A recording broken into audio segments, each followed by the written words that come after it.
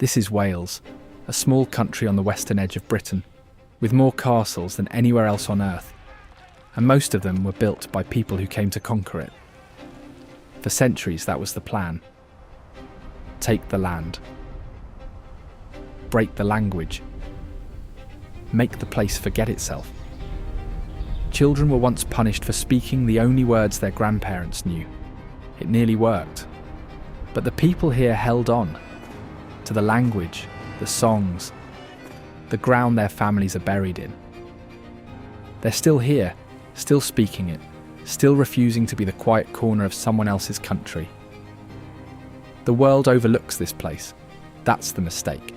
Stay with me, and I'll show you the country that was never supposed to survive.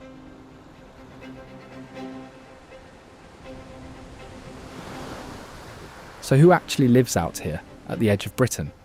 Around 3 million people, and far more sheep than that, scattered across hillside farms worked by the same families for generations. The first thing you notice is the language.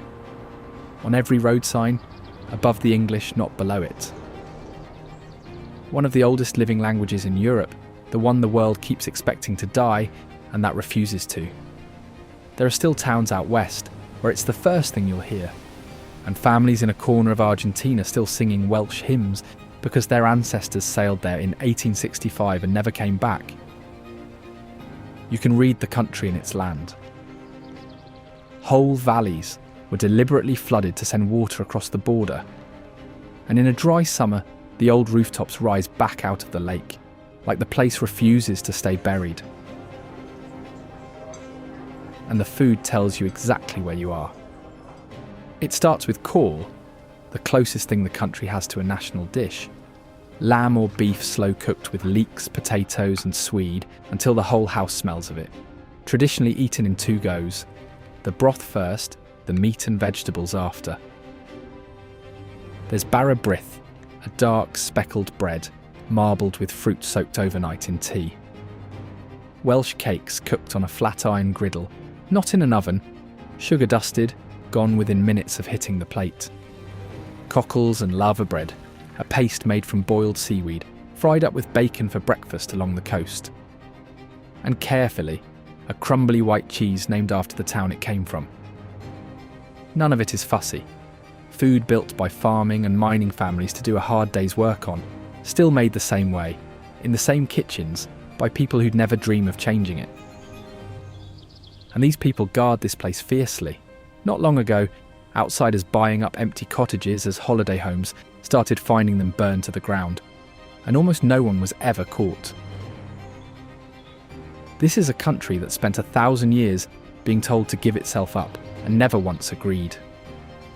That same stubbornness is written all over the land, in places that shouldn't exist and do anyway.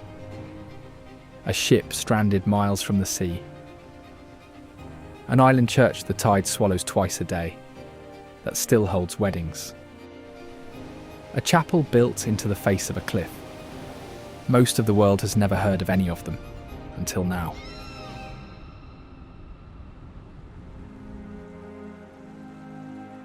Wales keeps some of its oldest secrets in plain sight, and Ynys Gored Goch is one of them.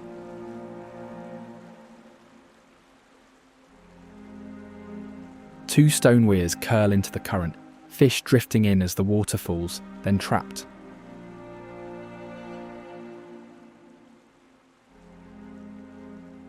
Same design, 4,000 years, no upgrades, still working.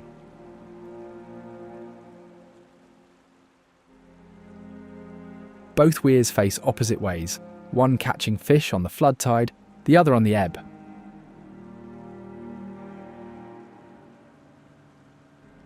The island sits in the Swellies, a channel wild enough to flip boats.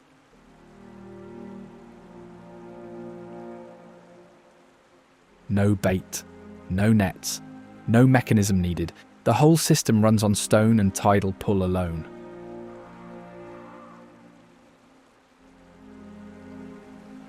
Above the weirs, the white buildings are still in use today, rented out as a private retreat to anyone willing to plan their visit around the tides.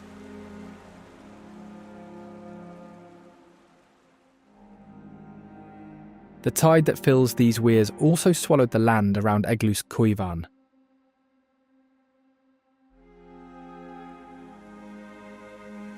The church was never meant to sit on an island, marooned only when the sea ate the land around it.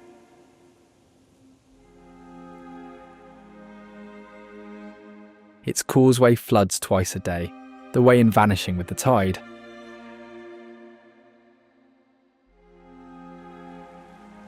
It still holds weddings, and the brides are always checking the tide chart so the sea won't make them late.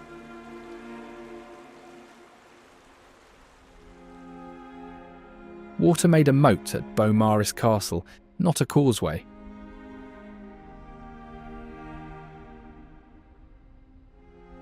Edward I's last fortress is the most geometrically flawless castle ever drawn.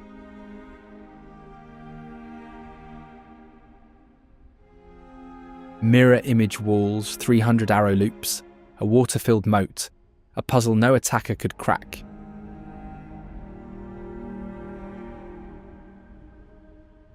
Then the money ran out, Edward marched to Scotland, and the masons just stopped.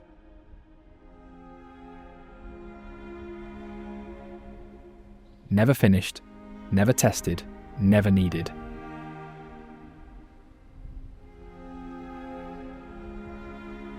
The town wrapped around it is one of Anglesey's prettiest, lined with pastel Georgian houses.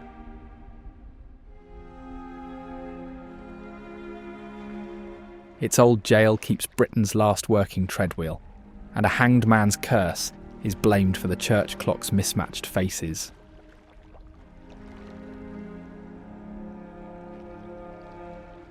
Boats still run from the pier to Puffin Island, families eating ice cream over views of Eryri.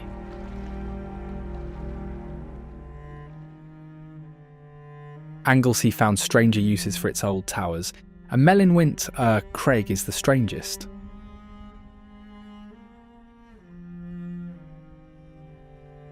It ground corn for decades, then the sails came down and the tower fell silent.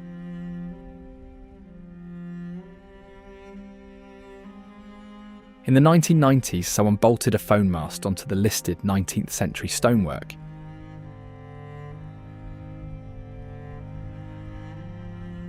It worked, so the old tower kept whole under a telecom's cap.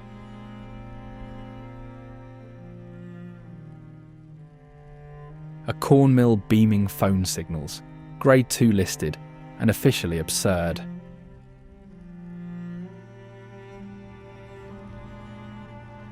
Penman Lighthouse ran on profit too, charging every passing ship a toll.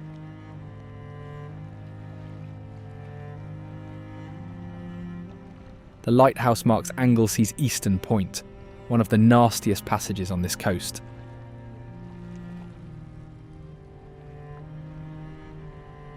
A tidal race drags ships off course, wrecking them here for centuries.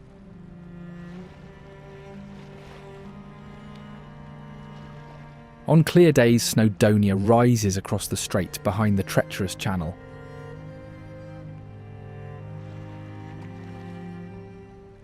It was no public building but a private one, charging tolls to every passing ship.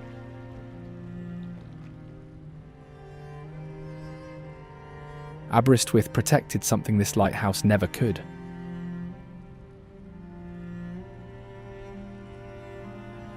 It holds every book ever printed in Welsh, everyone, under a single roof.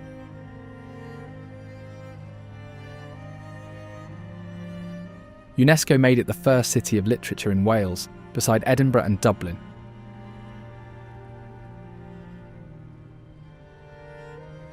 Its cliff railway has run since 1896, older than most things still moving in Britain.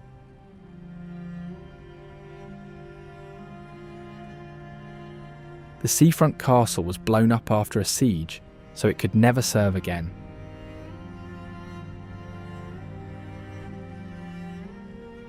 Students keep a century-old rite, walking the prom and kicking a metal bar at the end for luck.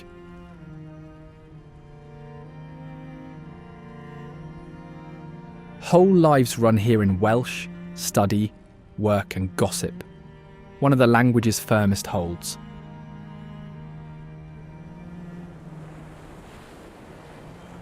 On winter nights, thousands of starlings boil under the pier, pulling crowds out to watch.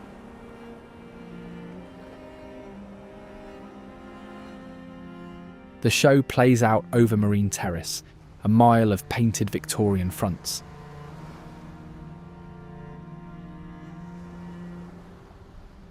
These houses were built to make the town the Brighton of Wales, but the crowds never came.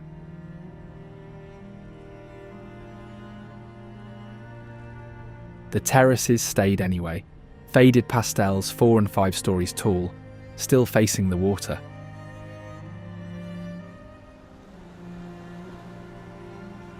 A mile of promenade runs between them and the sea, castle at one end, railway at the other.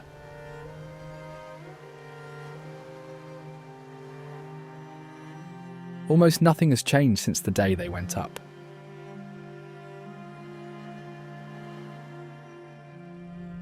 Harder to walk past is the Aberystwyth War Memorial, a 65-foot column over the front.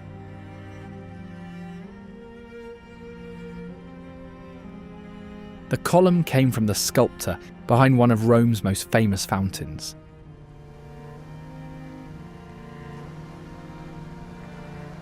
A winged victory tops the globe, with humanity tearing free of war at its base.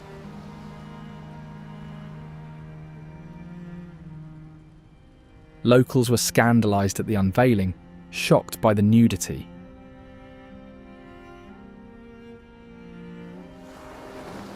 It faces west toward the Atlantic, where many of the town's men were lost.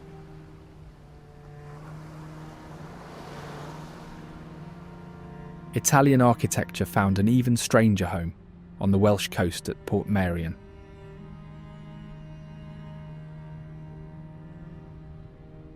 No history, no logic, styles borrowed from a dozen places, and somehow it holds together.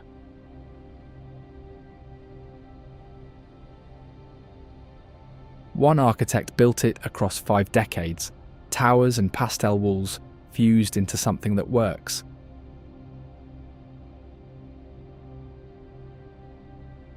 The Prisoner filmed here, a strange show about a man who couldn't escape, in a place already odd.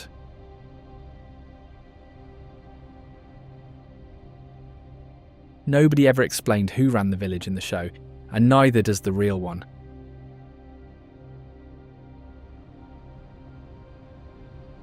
Every year Festival No. 6 took over, named for the show's lead, in a setting weird before the crowds.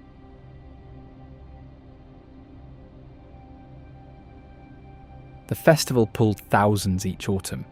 A local male voice choir billed beside the bands.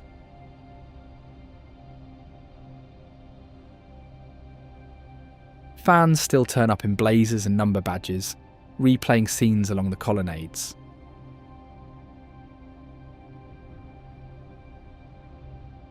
The Dee estuary took that premise literally, a ship stuck in the mud since 1979.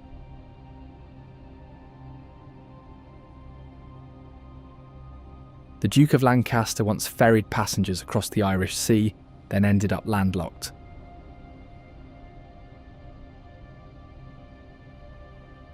Plans for a leisure complex stalled, and a nightclub ran briefly in the hull before closing.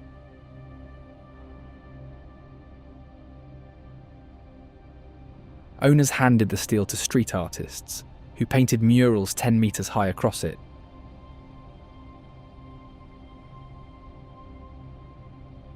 One artist later blacked the whole ship out and began again, repainted so often it became its own canvas.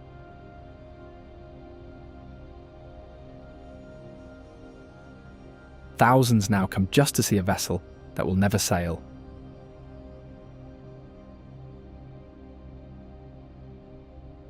New ideas surface every few years, a hotel, a museum, a gallery, and none ever stick.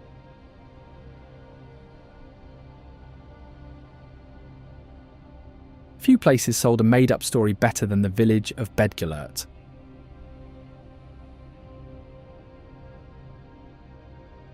The name means Gelert's grave, after a loyal hound killed by his master over a misread wolf attack.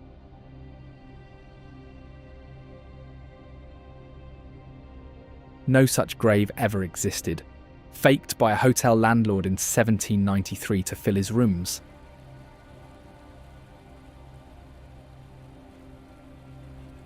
It worked, and thousands still visit, moved by something invented for profit.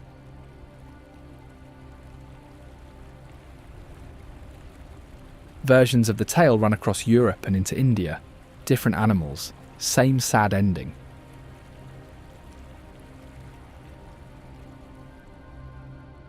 The fake grave now sits legally protected, giving the lie official standing.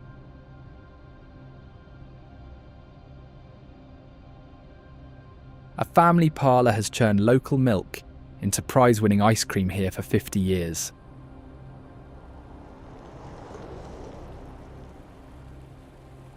Welsh stays the village's first language, heard in the shop, the cafe, and along the river.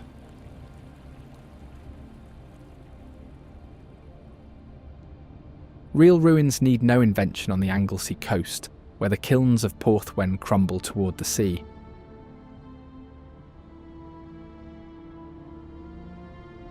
These kilns baked silica fire bricks tough enough to line steel furnaces.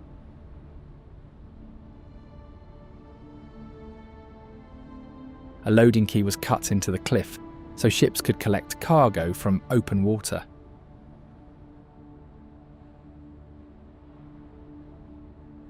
When work stopped, the kilns, engine houses and sheds were simply abandoned to wind and salt.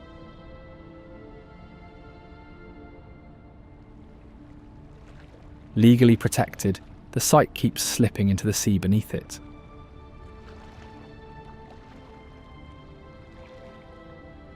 People reach it on foot only, and the erosion tearing it down is exactly what pulls them in.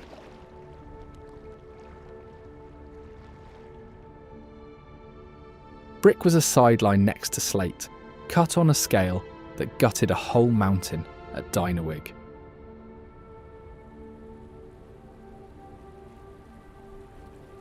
This was the second largest slate quarry on Earth, thousands of men roofing Victorian Britain by hand.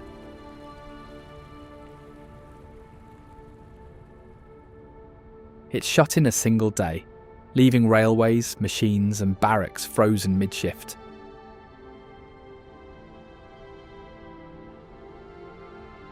Engineers later hollowed the mountain out and hid a power station inside.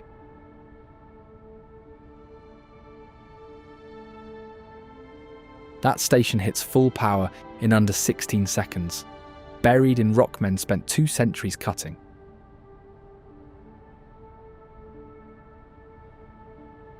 "30 ledges that once roofed an empire are sliding back into the hillside.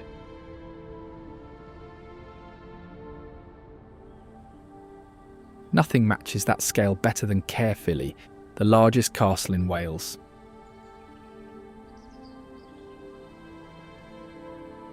"30 acres of walls, towers and 4 gatehouses make a fortified town dropped into a lake.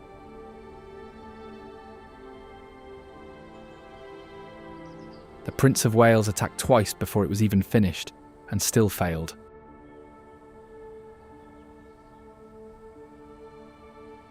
Water defences ringed it to stop undermining, the usual way medieval walls came down.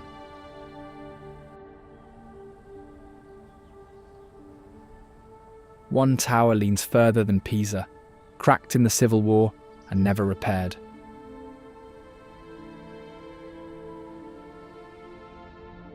It gave its name to a crumbly white cheese, salty enough to keep miners going underground.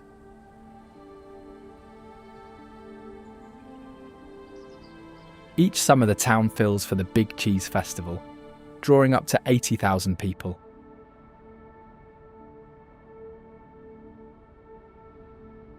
Teams even race a lap of the walls carrying truckles on stretchers.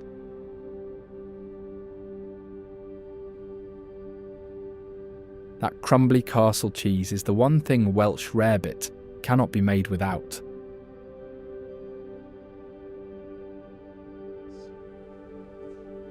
No rabbit in it, the name was a joke, calling melted cheese on toast a poor man's game meat.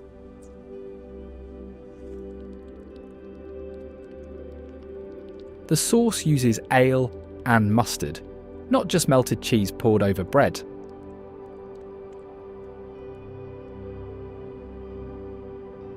Caerphilly's crumble is what makes it work, sharp enough to cut through the ale without going stringy.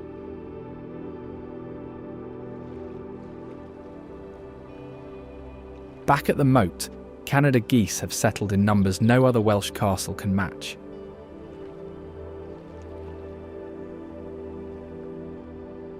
Pairs nest between the walls as if the place were built for them.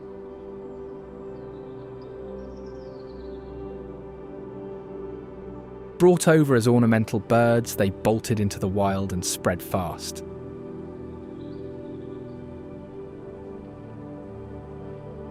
Wales suits them. Mild winters, still water, and no predator brave enough to face a bird that can snap an arm.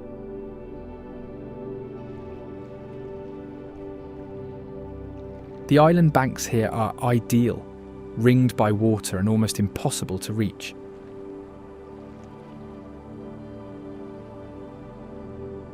Come spring, the moat turns into a nursery, the biggest goose flock at any Welsh castle.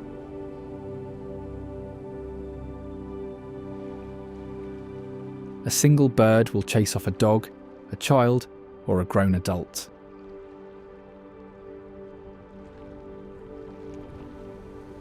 Rougher water guards the cliffs of South Stack, where a lighthouse warns ships off the rocks.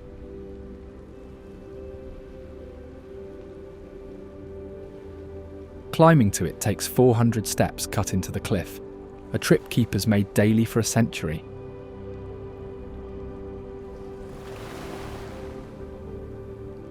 The rock under those steps formed before complex life existed, some of the oldest on Earth.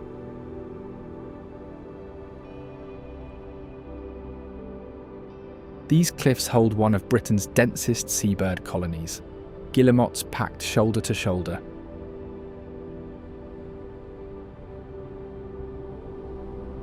Puffins burrow into the ground meters from the path, and most visitors stroll right over them.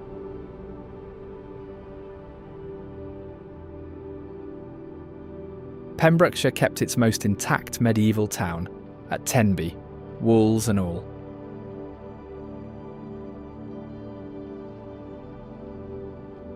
The Welsh name means Little Fortress of the Fish, already in a praise poem 1,000 years back.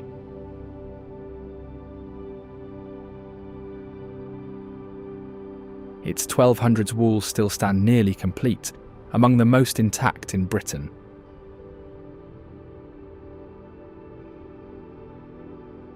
Inside, pastel houses crowd the old stone, Mediterranean to look at, Irish Sea to face.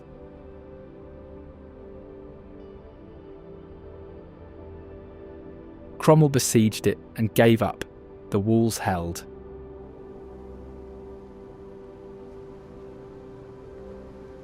Every Boxing Day, hundreds plunge into the freezing sea in fancy dress on purpose.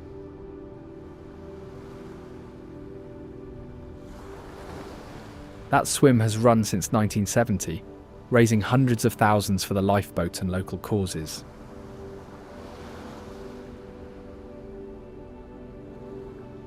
Boats cross below the castle to Calday Island, where monks bottle wildflower perfume.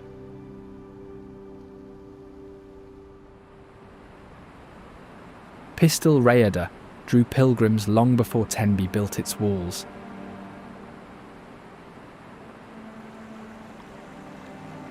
Partway down, the falls squeeze through a natural arch, vanish, then smash into the pool below.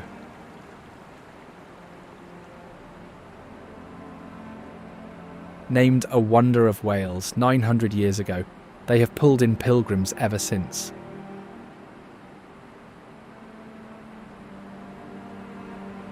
The mountains around them are Arthurian, the hunting range of a giant boar no one could catch.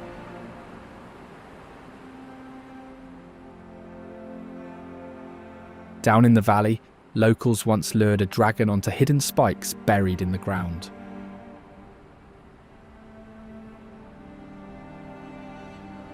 Bare metal replaces falling water at Paris Mountain, its slopes streaked orange to the northwest.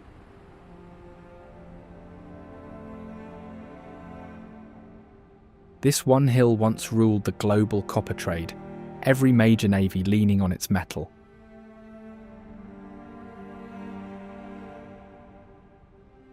It minted its own coins, 10 million of them, just to pay the wages.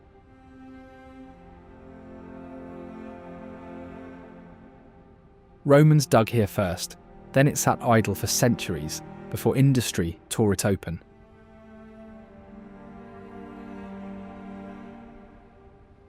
Acid bleeding from the rock kills almost everything. The orange pool's more crater than hillside.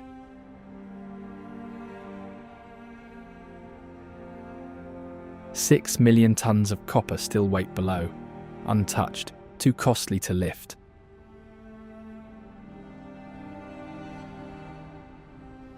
Wild diggers of another kind took over Skoma, an island barely a mile offshore.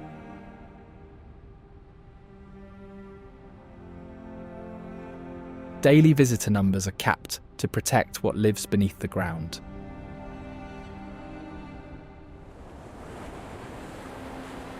Puffins, shearwaters, and rabbits have tunnelled so deep the island is hollow underfoot.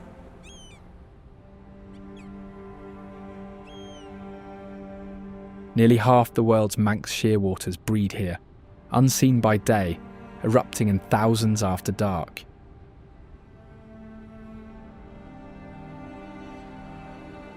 Prehistoric stone circles still sit on the high ground, the animals just digging in around them.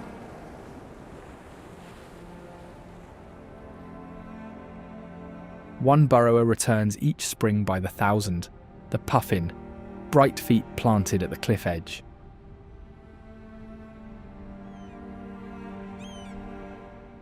Of the 43,000 birds that riddled this island, none stand out more, facing the Atlantic like they own it.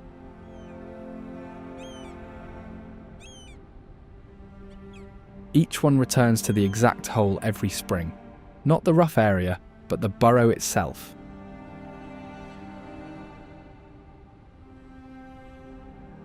Its bill hinges open to grip caught fish while snatching more, up to 60 in a single load.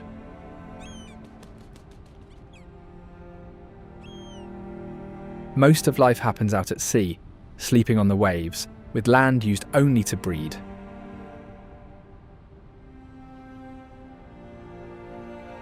Chicks sit underground for 6 weeks, then slip out alone one night and head straight for the ocean.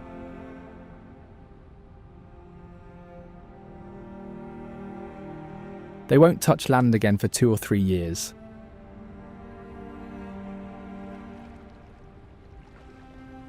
After dark, the Manx shearwater takes the island, crossing an ocean to claim that ground.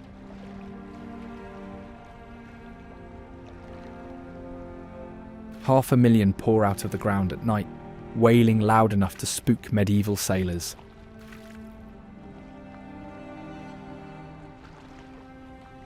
They breed here for soft soil, no predators, and open water within minutes.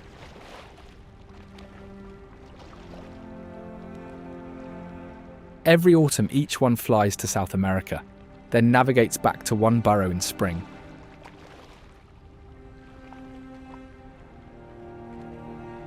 Most live past 50, and a single bird was tracked for over half a century, still raising chicks.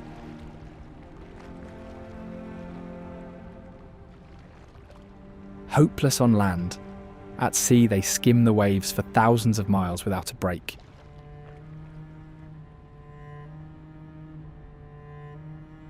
Across the water, Harlech outlasted sieges, rebellion, and even a royal order to tear it down.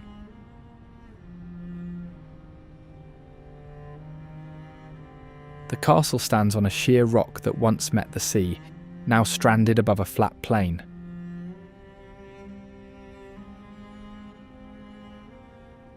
Besieged by land, it was fed by sea, a gate in the cliff, letting ships dock below the walls.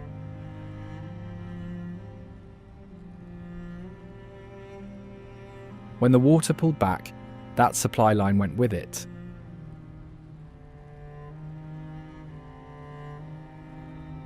It held the longest siege in British history, the spark behind the song Men of Harlech.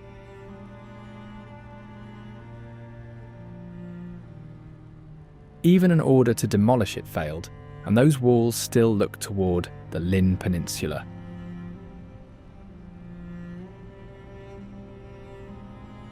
More than 70% here speak Welsh first at the shop, at school, at the table.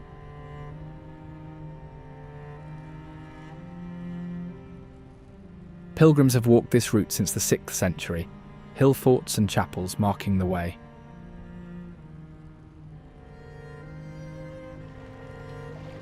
Three volcanic peaks rise from the sea, dropping to jagged stacks, and a quarry used for House of the Dragon.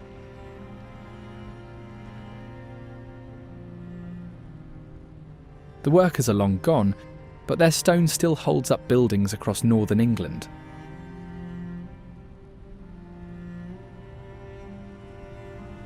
A red-walled pub at Portmeirion, Coch, sits on the sand, rated among the best beach bars anywhere.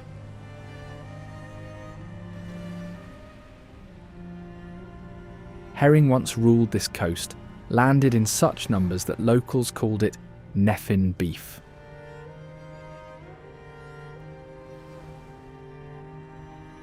Holiday homes still cut deep, and through the 70s and 80s, a shadowy group torched hundreds to defend Welsh villages.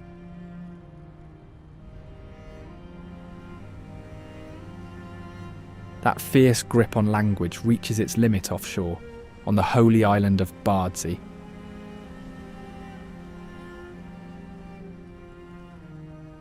"20,000 saints are said to lie buried here, 2 miles off the peninsula's tip.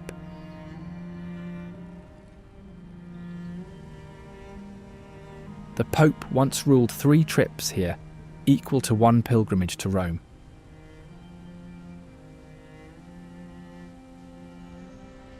Its night sky is now the darkest in Europe, the continent's first dark sky sanctuary.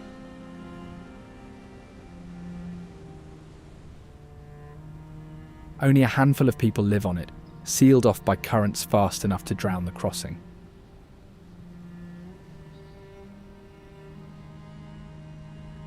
That cut-off isolation shaped the mainland village of Llŷn, emptied once, then reborn.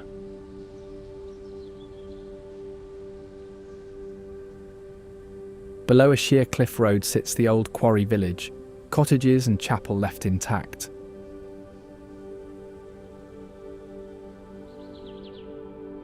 Families didn't trickle out. They walked off together the day the quarry closed.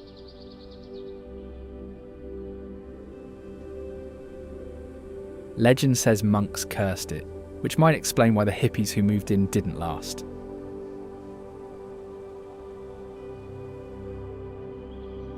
Now it's the one place in Wales that teaches Welsh full-time, a language school in a ghost village.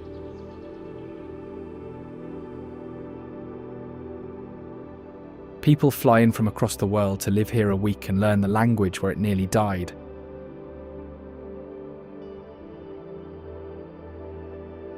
A cafe in the restored cottages feeds students Cawl and Welsh cakes between lessons.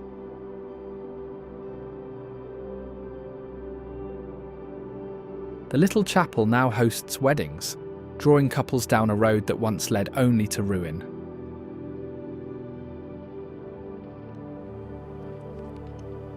Cawl, a Welsh stew of lamb and root vegetables, remains the oldest recipe still eaten here.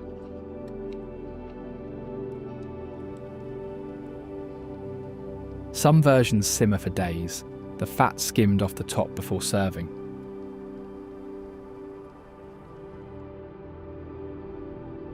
The broth is eaten first, then the meat and vegetables after, 2 courses from a single pot.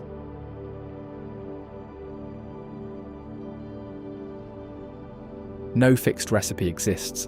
Every family makes it differently, and no 2 bowls taste quite alike.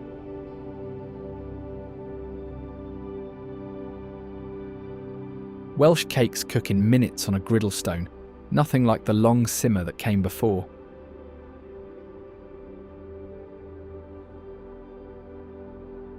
Currants, sugar, a dusting of spice, and the recipe hasn't changed in over a century.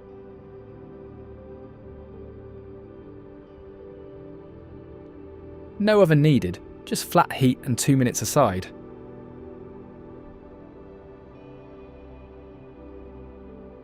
They don't travel well, which is exactly why locals treat them as theirs.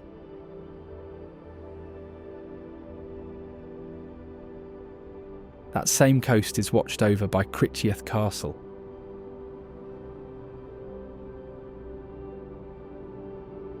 Few Welsh castles weren't built by English invaders, but Welsh princes raised this one on a headland.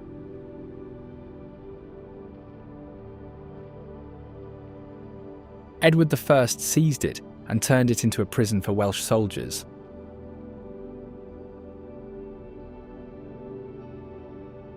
The final blow came from a Welsh rebel who burned it to the foundations, and it was never rebuilt.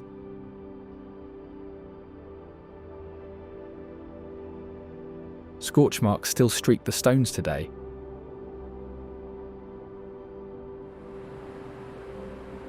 The water itself performs at Aber Falls, dropping 120 feet over dark volcanic rock.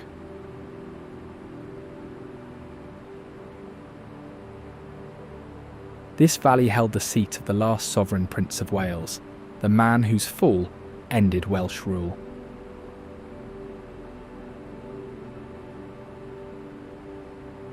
That conquest started just miles away, charging the whole valley with history.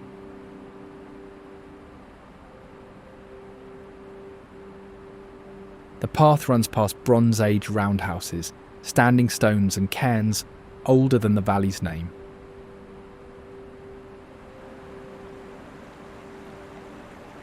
A second waterfall slips down to the west, and most visitors never look left.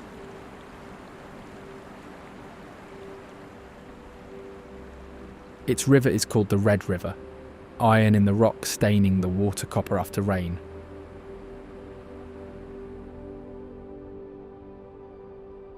Higher up waits Cwmorthyn, a slate village left around a black lake with its chapel still standing.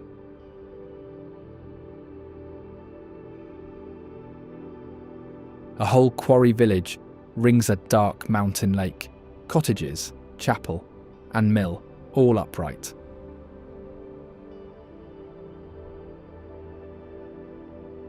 The hillside tunnel still leads into a mile-long network of chambers below the mountain.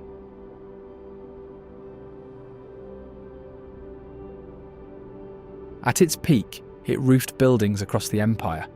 Then the trade collapsed in one generation.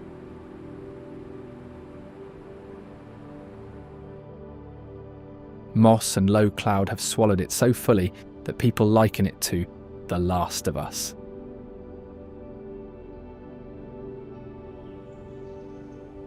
A short Roman road away sits Rhydolion, just as empty, 3 cottages still roofed.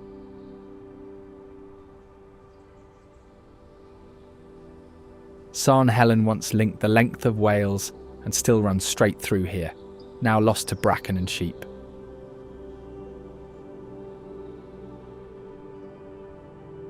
Most cottages stand roofless, though 3 survive whole.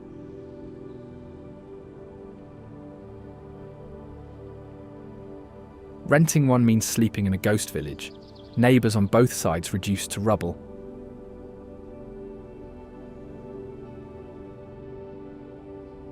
Waking here means opening your eyes among the ruins of people who once lived a wall away.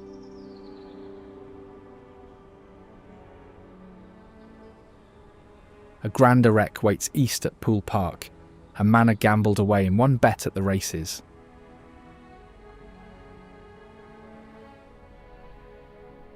Built in 1826 as a country seat, lost at the races, then sold off as a psychiatric hospital.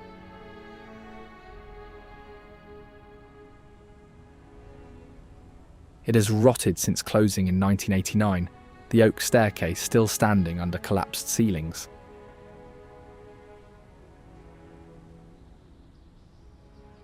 Listed as historically important, it has no plan, no buyer, and no one inside.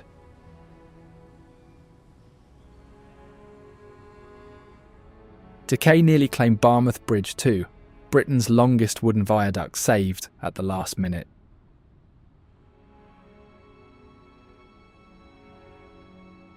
Driving piles into shifting sand took 3 years and killed 2 men.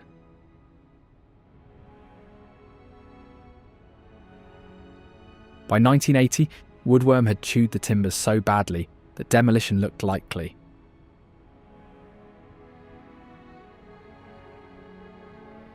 A £30 million rescue saved it, a fortune for a wooden bridge.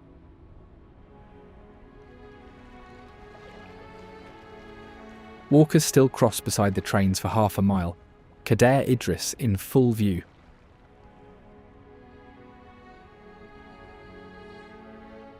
Hauling trains for over 150 years, it remains the only rail link to the town across the water.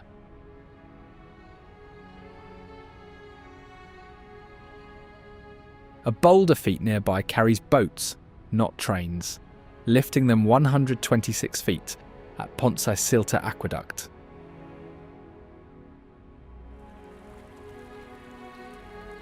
"10 years and 19 hollow stone piers built a trough that holds water, boat and crew together.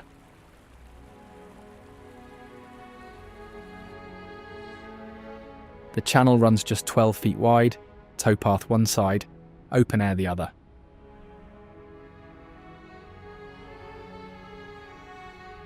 No railing, no barrier, only a long drop below.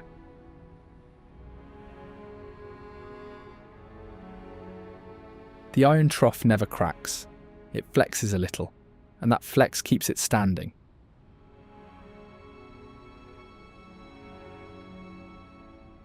Crossing feels less like a canal and more like floating, which locals call the stream in the sky.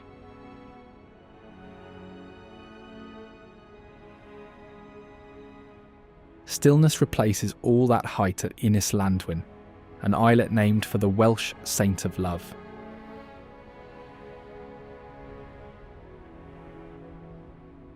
The island takes its name from Saint Dwynwen, and her feast day is the Welsh Valentine's.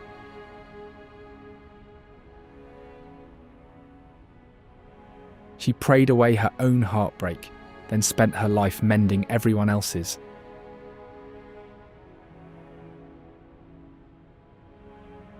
A sacred well held a fish said to foretell a couple's future by the way it moved.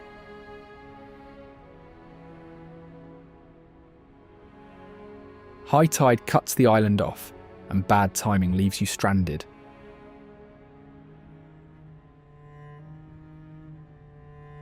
It draws lovers now the way it once drew pilgrims, all heading for the roofless church of St Dwynwen.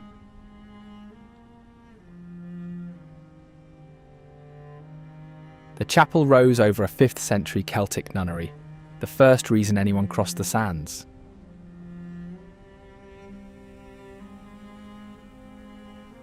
In Tudor times, it was the richest pilgrimage site in the country.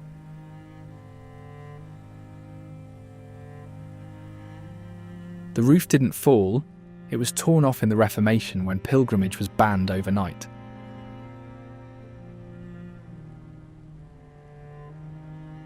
Only the shell remains, walls up, sky open, Caernarfon Bay glinting through the gaps.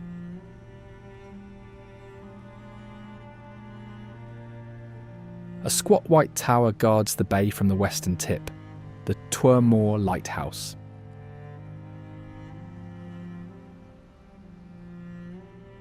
Built for work, not looks, it copied the windmills of Anglesey.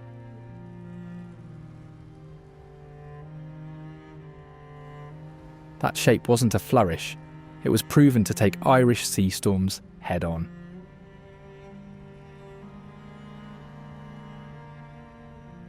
It hardly reads as a lighthouse, stumpy, round, almost domestic.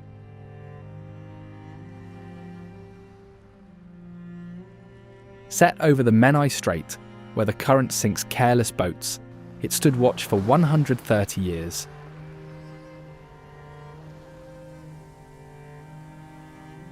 Penrhyn Castle made a louder statement in stone, its money pulled from much further away.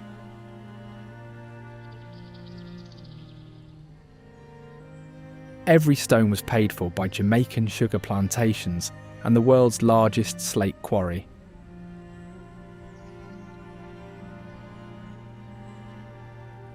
None of it is medieval, no siege, no battle, no past, just money playing dress up.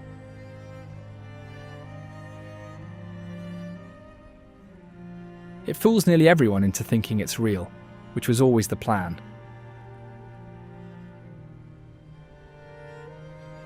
Real industry left a darker mark to the south, at Blaenafon.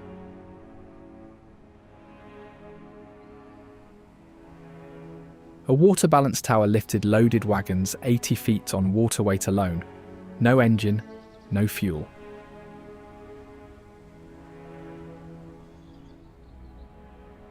When the fires died, no one cleared the furnaces, terraces, or quarries.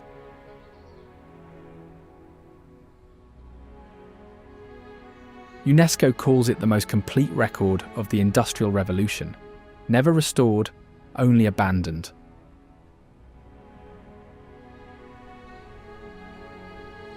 All that iron ran on coal hauled from Big Pit, a colliery just downhill that worked until 1980.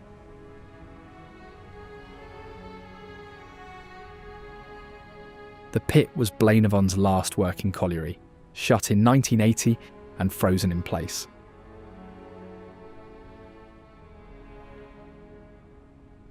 Winding gear, baths and offices stayed exactly as the final shift left them.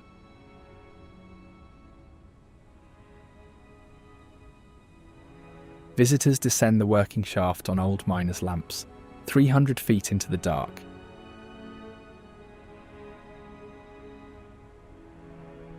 The guides aren't actors. Many mined here, telling their own story in their own workplace.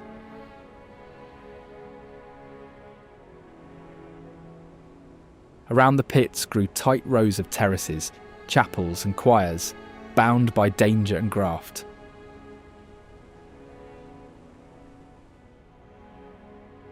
The old canteen still pours tea and cake in the room where men ate at shift's end.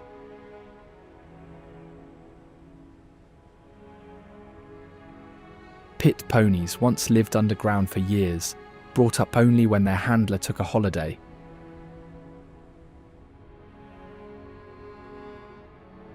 Open country breaks free at Rossilly Bay, 3 miles of west-facing Atlantic sand.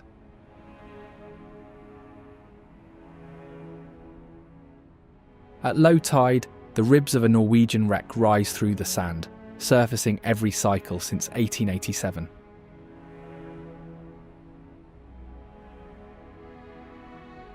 A footpath is the only way down, no road runs to it.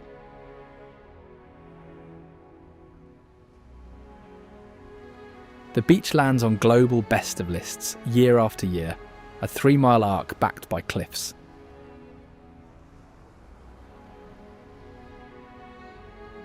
Walkers come for the space, the surf, and the long drop of light at sunset.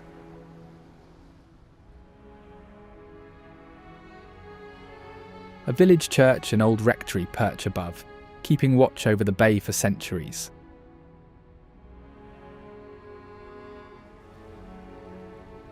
That limestone reptile of rock at the far end is Worm's Head, named by Norse sailors for a sea serpent.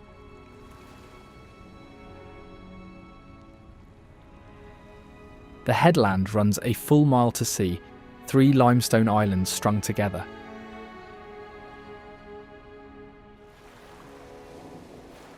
A causeway opens only 2.5 hours, each side of low water, and missing it means a night marooned.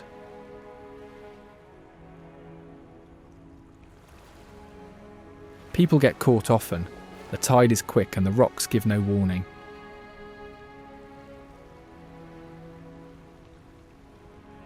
At its heart sits the Devil's Bridge, a natural arch punched clean through the rock.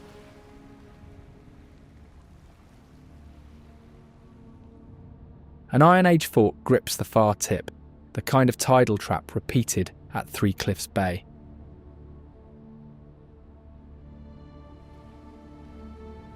No road reaches it, which is exactly why it still looks untouched.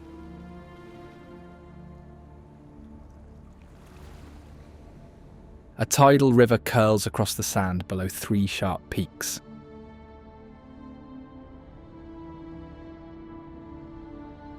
Above the sand, a medieval castle sits half buried in dunes, not destroyed, just slowly swallowed.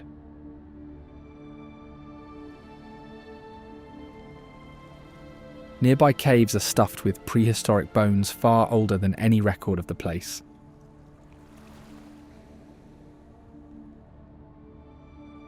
A whole valley was drowned just as coldly up north at Llŷn, on orders from a city 73 miles off.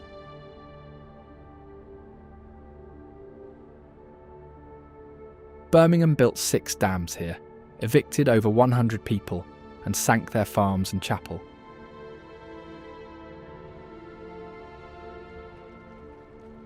No pumps ran then or since, the water sliding 73 miles on gravity alone.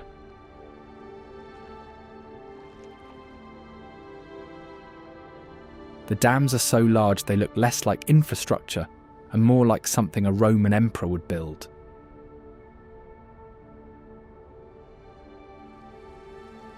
In dry years, the lost buildings rise again, walls breaking the surface.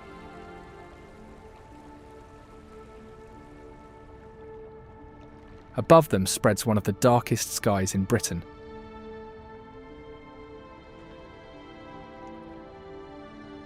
At the valley's head, Craig Goch Dam closes out the reservoirs.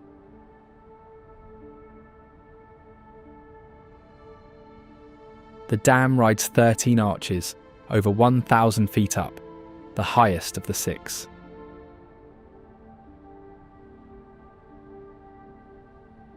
King Edward VII opened it himself when Britain treated engineers like stars.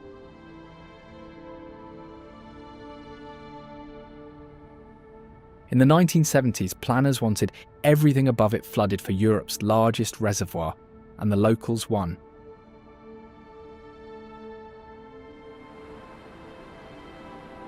Film crews use it so often that some visitors know it before they see it.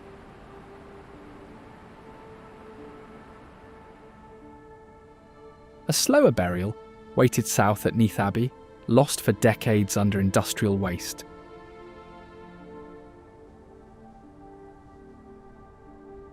Once the wealthiest abbey in Wales, a Tudor writer called it the fairest in the land.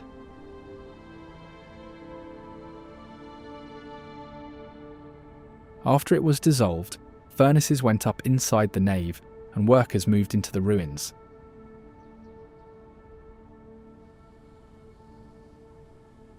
By the time anyone dug, 7,000 tons of slag had to shift first.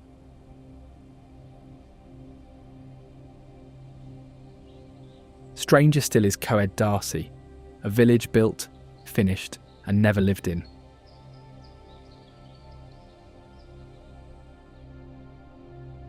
King Charles backed it as a flagship eco-village, 294 stone houses raised on a former oil refinery.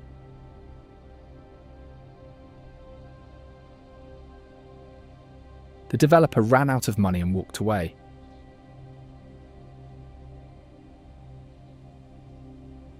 No roads connected, no infrastructure laid, and not one person ever moved in.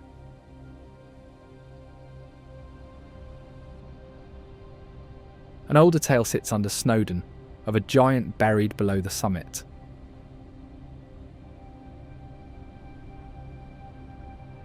Legend says King Arthur buried that giant beneath the summit after the bloodiest battle ever fought here.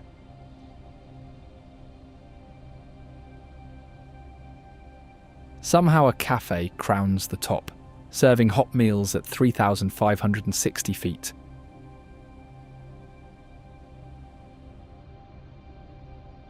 Six wildly different ridges all lead to one peak.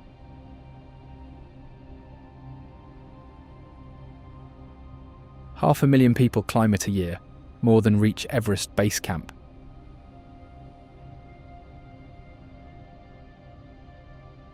Weather flips fast, hikers starting in sun and hitting blizzards near the top.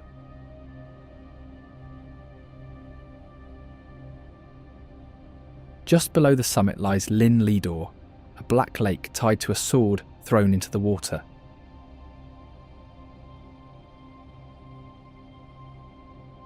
Here Sir Bedivere is said to have hurled Excalibur, a hand rising to take it under.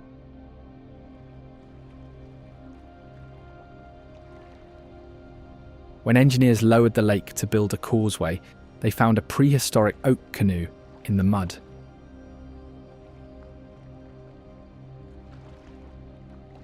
It predated the legend and the mountain's name by a long way.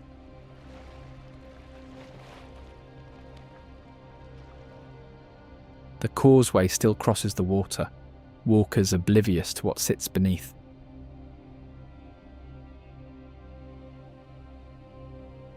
St Winifred's well to the north has never stopped drawing people in, for reasons that begin with a beheading.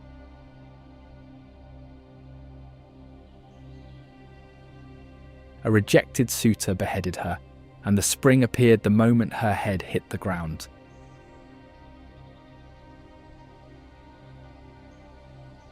Worshippers have come for 1,300 years straight, the only unbroken pilgrimage in Britain.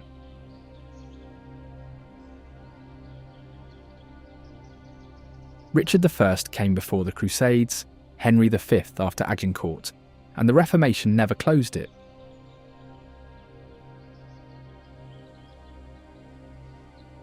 Piercefield House tells a different kind of story, and none of it ends well.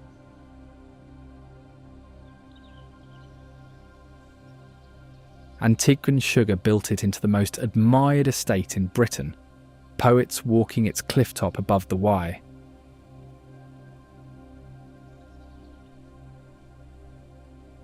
Then debt swallowed it, sold off, turned into a hospital, handed to a racecourse, left to fall.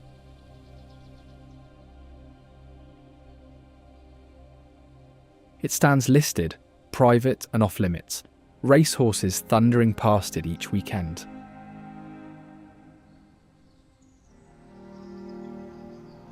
Alderstone holds the bank below, at Chepstow, the oldest surviving post-Roman castle in Britain.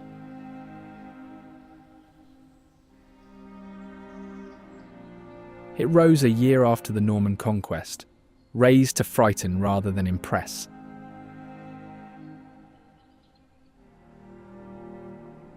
The cliff guards three sides, so the builders needed only one wall.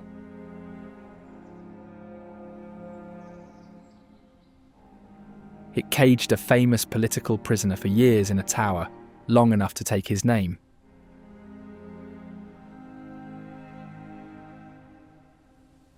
West along the coast, one summer camp at St Athan gave miners' sons the sea instead of a cell.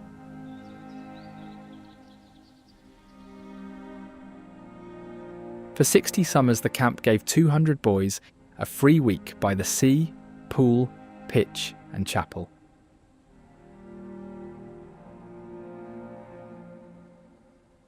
For most of them, it was the only holiday they ever got.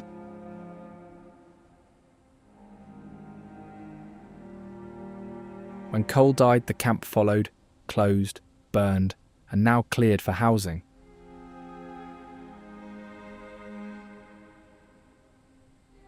One dormitory, a chapel and a war memorial still stand.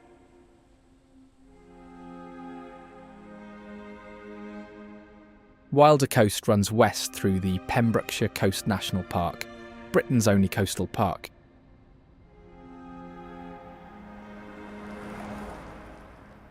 One path traces all 186 miles of it, every cliff, cove and inlet.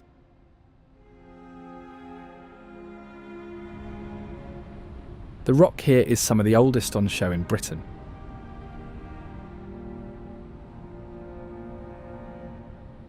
Every few miles the coastline changes, calm harbour one moment, sheer drop the next.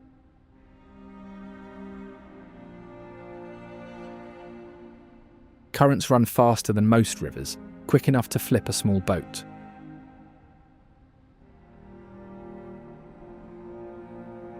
Wales even hosts the World Bog Snorkelling Championships. Goggles on, no real strokes allowed.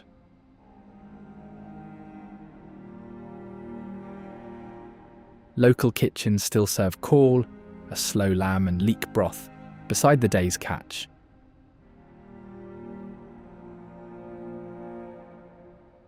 Coasteering started along these cliffs, scrambling, leaping and swimming, where locals grew up climbing.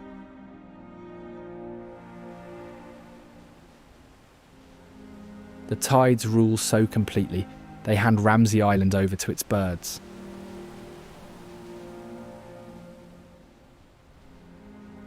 The island lies across one of Britain's deadliest tidal straits, with no permanent residents.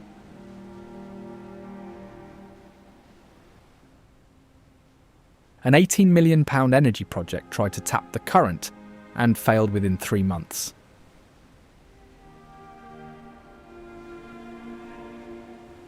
Two chapels and a healing well once stood here, both abandoned, neither explained.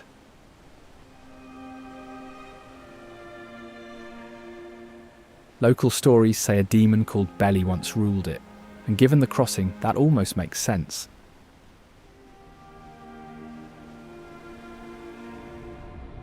Aberystwyth on the mainland hides a flooded quarry that doesn't look like it belongs on this coast.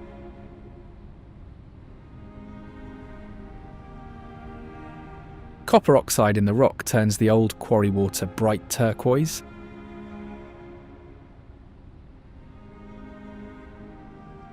It cut slate until local stone lost the market, and then fishermen blasted the seaward wall open.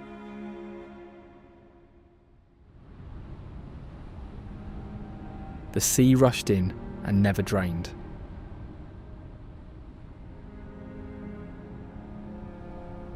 A Grade 2 tower stands above, and no one knows who raised it or why.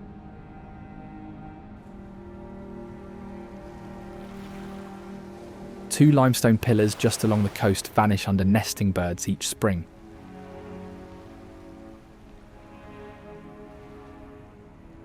Elagug is Welsh for guillemot, the bird that buries these stacks until the rock disappears.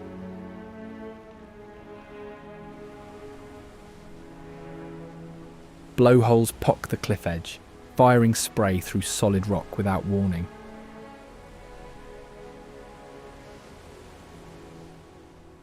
This limestone was once a tropical seabed, formed when the region sat near the equator.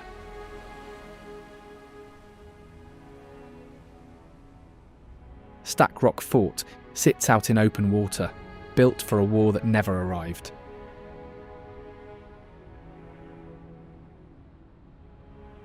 First proposed in 1539, it waited 3 centuries to be built.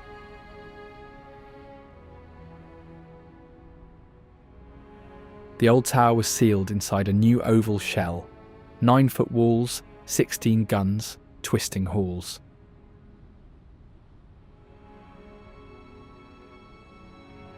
It was meant to stop Napoleon III, who never came.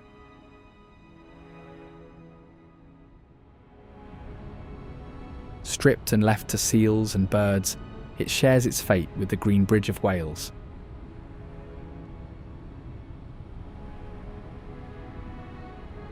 A sea cave caved in on both sides, leaving only its roof.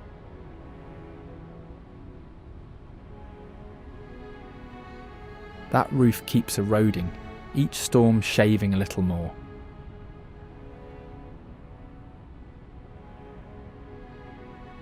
The peninsula doubles as a firing range, the arch reachable only when the army stands down.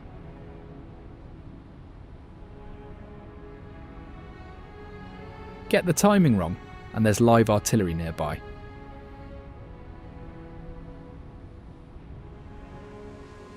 A chapel has wedged itself into a rock cleft just down the cliff, and has held there for 700 years.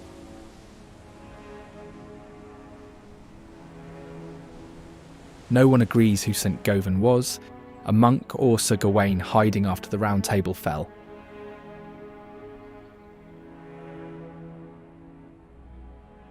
Pirates once stole the bell and hid it in the rocks, and some swear it still rings.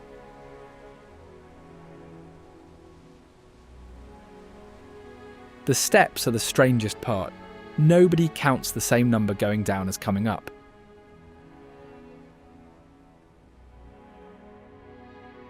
Carew Castle just inland has been rebuilt so many times it can't decide what it is.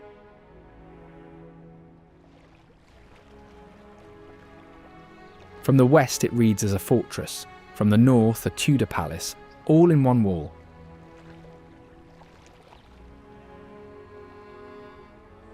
The man who reshaped it was arrested for treason before he could enjoy it.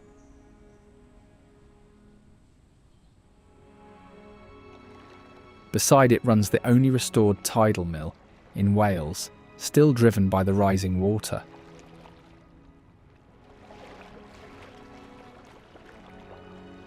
That tide governs Ramsay's Coves each autumn, where 600 grey seal pups are born below the cliffs.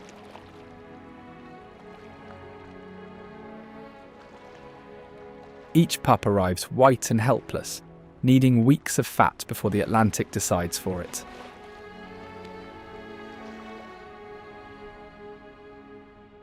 Mothers do not eat during this time, losing a third of their body weight to feed one young.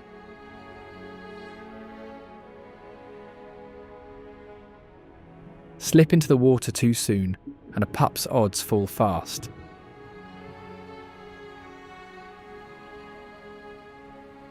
The cliffs were chosen for shelter, breaking the swell enough to raise the young in calm.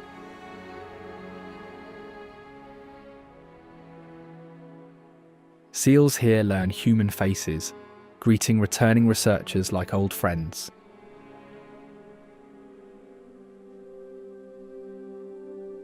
Offshore, an island goes white from miles off under thousands of nesting gannets.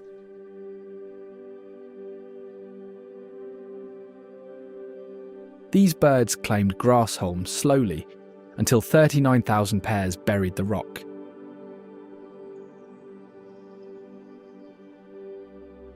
They hunt by folding their wings and dropping 100 feet at 60 miles an hour, skulls braced for impact.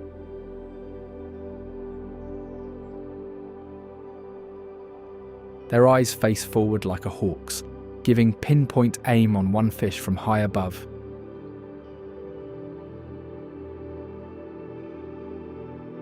Mates pair for life, finding one another by call among the noise.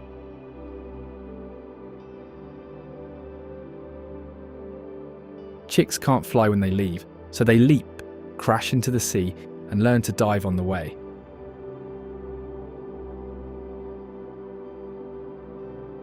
A far bigger traveller hauls across whole oceans to reach these waters, the leatherback turtle.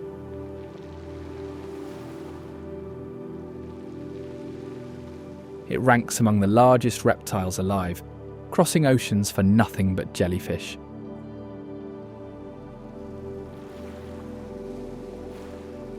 No hard shell, just a flexible leathery back, letting it dive deeper than any other reptile.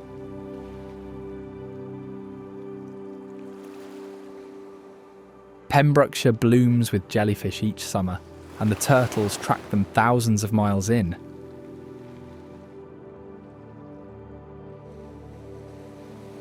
Without them, jellyfish would swamp whole food chains, one animal holding the balance.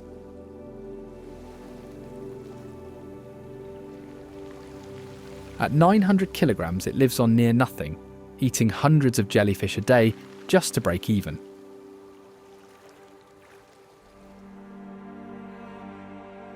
Females steer back to their birth beach by Earth's magnetic field, far from Conwy, a castle raised in 4 years.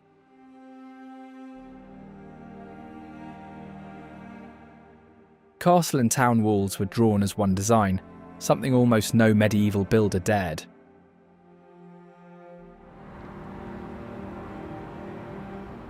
"21 towers still ring the old street plan, unbroken since the day they finished.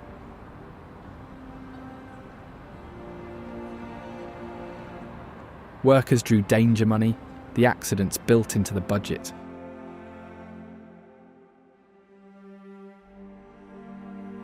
Made for English settlers alone, Welsh people were barred from living or trading inside for centuries.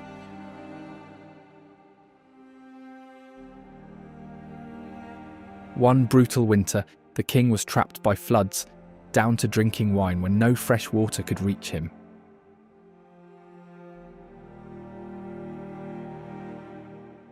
The estuary below has fed people as long as the castle stood, mussels still pulled from its cold tidal water.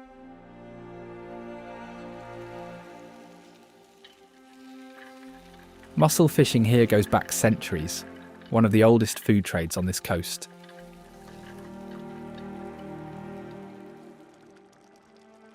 They grow in cold, fast-moving tidal water, which makes them sweeter and firmer than mussels from calmer rivers.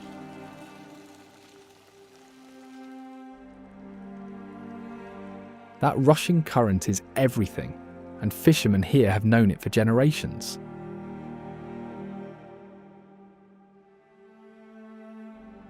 A bowl tastes different here, and the water is the reason.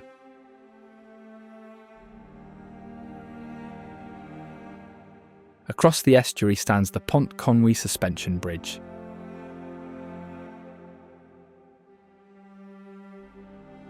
Its towers mimic castle turrets, designed to look as if they had always stood there.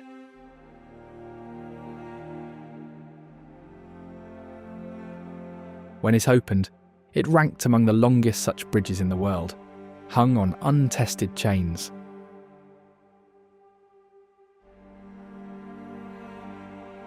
Every link was forged and checked by hand, no machine, no shortcut.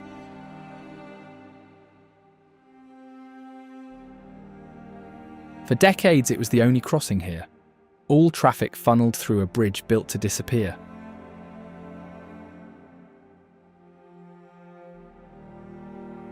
To the south, a ruined abbey at Tintern first taught people to travel just to see a wreck.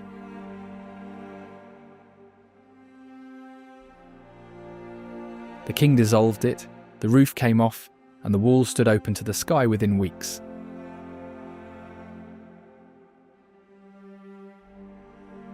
This ruin became more famous than the abbey ever was, artists travelling just to sketch a roofless shell.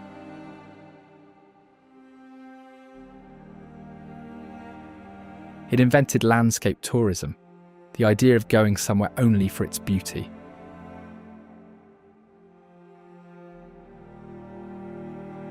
The stone was too hard to quarry, so locals left the walls alone.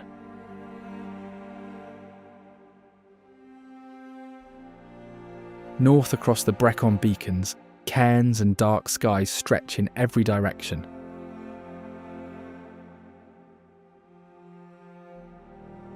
The highest point in southern Britain is flat-top sandstone at 886 metres, crowned with Bronze Age cairns.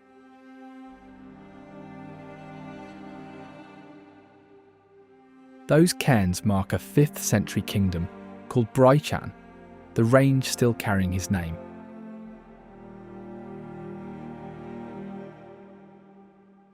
The park only won its Welsh name back in 2023, almost 70 years after an English one was imposed.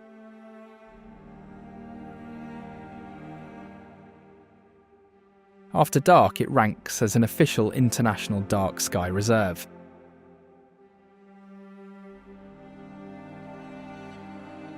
The Milky Way shows here without a telescope.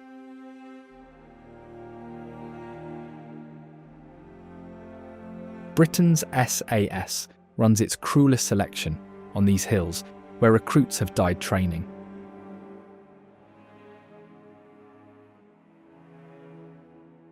Below the peaks, ice gouged out Llŷn Fan 4, a still lake grazed by wild ponies under sheer cliffs.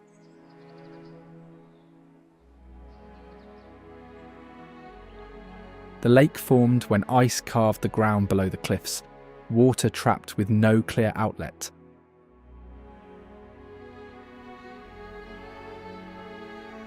Those cliffs fall almost straight into it.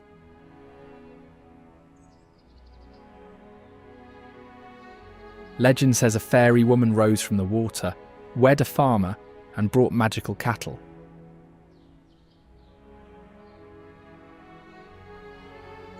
He struck her 3 times, so she walked back under and took the herd with her.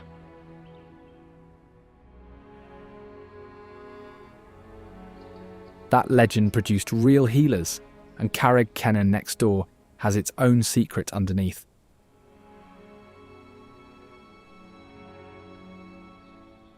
The drop below is sheer, one side needing no wall because the cliff is the wall.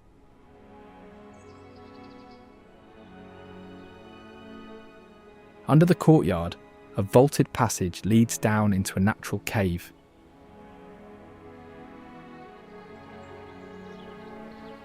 People lived in that cave long before any castle rose over it.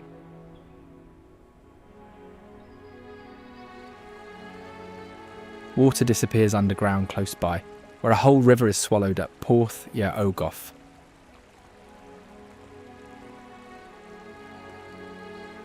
The mouth gapes 66 feet wide, broad enough to take a river whole in daylight.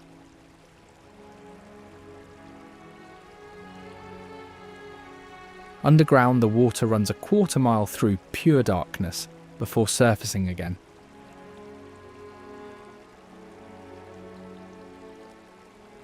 Its exit pool has drowned 10 people, dragged under by currents unseen from above.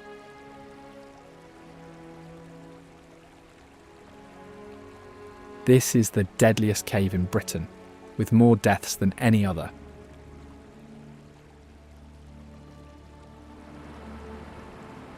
Downstream, the river reappears at Snowdonia, a fall you can walk behind.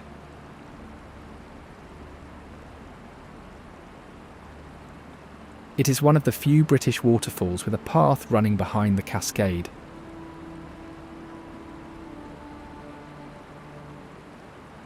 Soft shale wore back under the harder lip, leaving a dry ledge behind the water.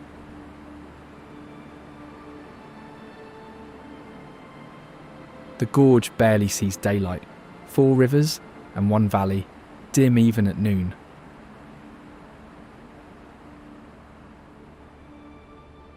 A 6-foot raptor rides the air over these gorges, the red kite, almost lost from Britain once.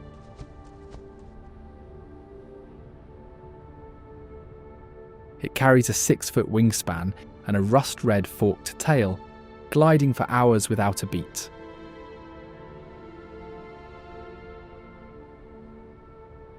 By the 1930s, it was nearly gone, hunted and poisoned down to a few pairs in these hills.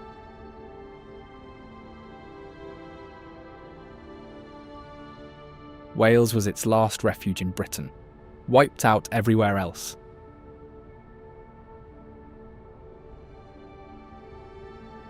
A recovery programme brought it roaring back, thousands now flying from those few survivors.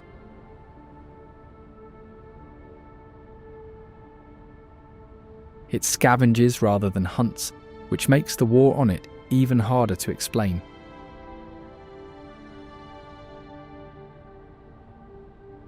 Lower on these slopes basks the adder, Britain's only venomous snake, out in the first spring sun.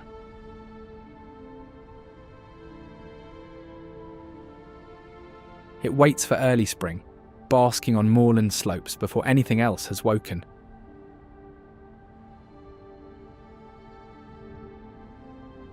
Far from aggressive, it feels footsteps through the ground and slips away unseen.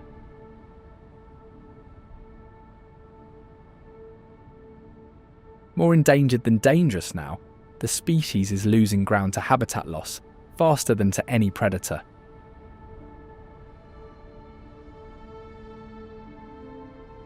It gives birth to live young, the only way to survive the cold upland climate.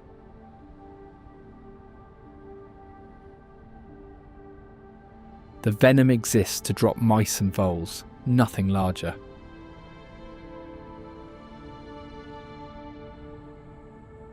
Another hunter clings on in these valleys, the polecat, gone from nearly all of Britain.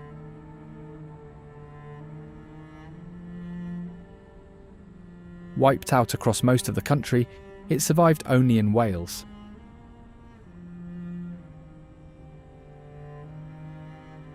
Ancestor of the pet ferret, this one fends entirely for itself in the upland valleys.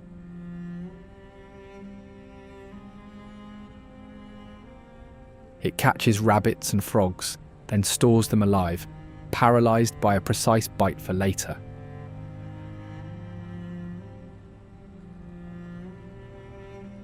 When threatened, it releases a smell so foul even foxes back off.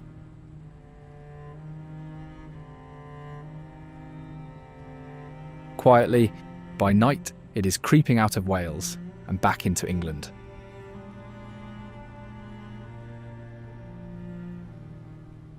Welsh lamb grazes those same upland hills, and the flavour shows it.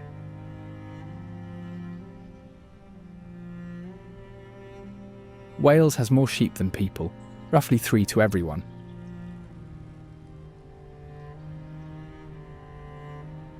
Salt wind, wild grass, hill grazing, it tastes nothing like lowland lamb.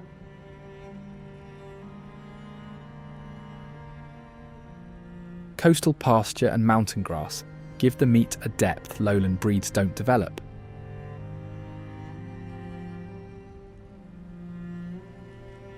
High above, Llanthony Priory grew from a remote chapel hidden in the Black Mountains.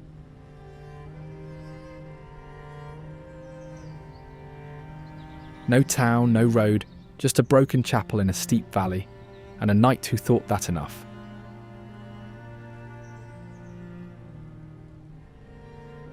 The priory grew around it, so remote that Gerald of Wales called it far from the noise of mankind.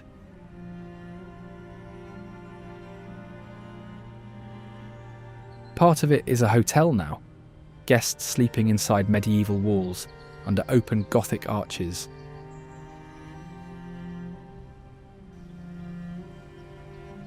A castle north of here was built by a man sure his own son had drowned in its well, Denby.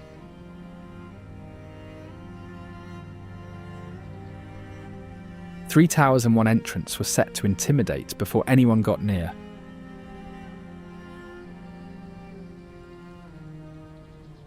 Its builder died convinced his eldest had fallen to his death down the 50-foot well.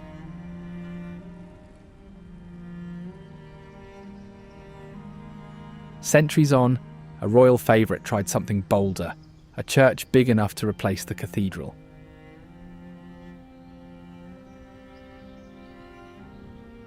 He died first, and it has stood roofless ever since.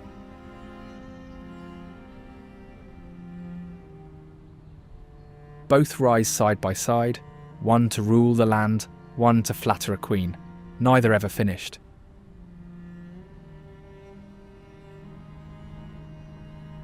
West of these wrecks, dolphins live year-round in Cardigan Bay, the largest bay in Britain.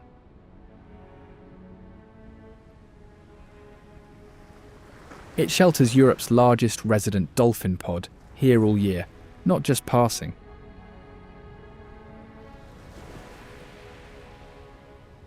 At New Quay, they slide straight into the harbour among the fishing boats.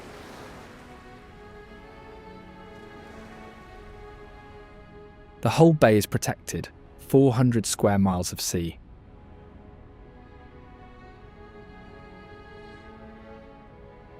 Around 300 bottlenose dolphins live here permanently, among the largest of their kind on Earth.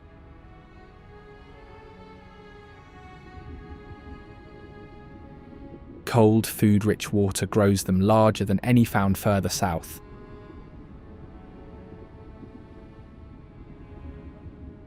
They calve here each year, young that will likely never leave.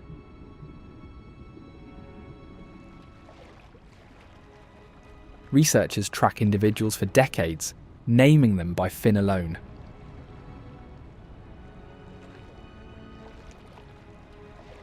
A stranger giant drifts through the same water each summer, the ocean's sunfish, flat as a dinner plate.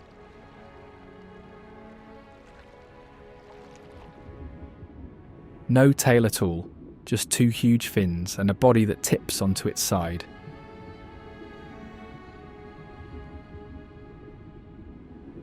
It trails jellyfish into the bay every summer, eating thousands to feed its bulk.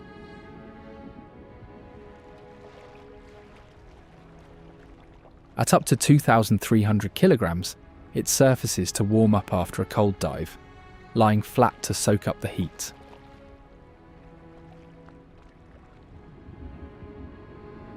Sharing the water is the thresher shark, swinging a scythe of a tail.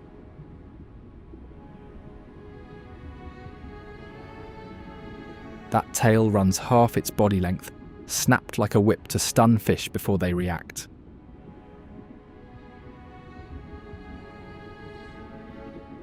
Most sharks bite first. This one strikes with its tail.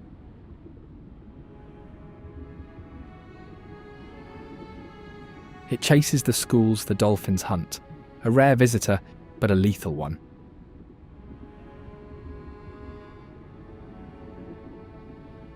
Sometimes it launches fully clear of the water, and no one knows quite why.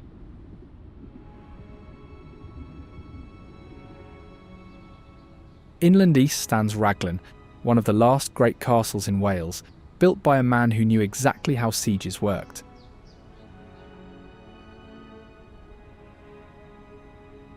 Its great tower had its own moat, a fortress inside a fortress.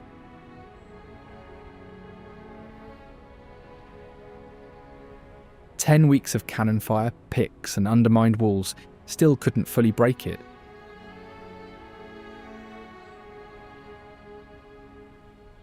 The builder had fought at Agincourt, so he knew sieges and built to outlast one.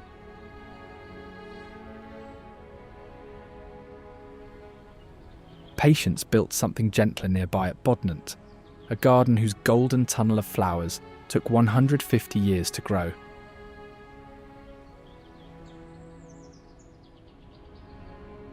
The garden runs 80 acres, its rarest trees gathered from the wild across the world.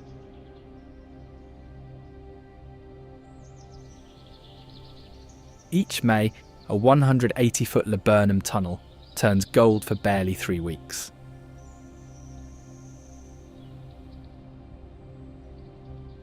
Every inch of that tunnel is poisonous, the most photographed site in Wales, and untouchable.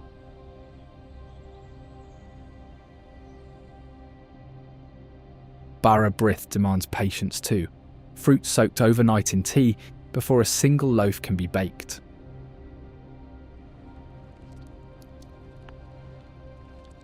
The name means speckled bread, a reference to the fruit scattered through every slice.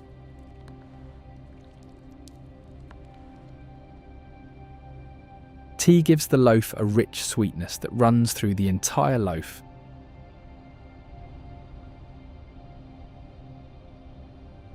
Every Welsh kitchen has a version, and no two recipes are quite alike.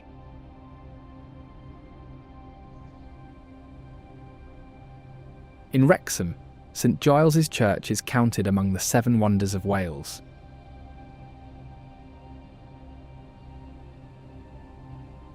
Buried here is Elihu Yale, the Welsh-born merchant whose gifts founded Yale University.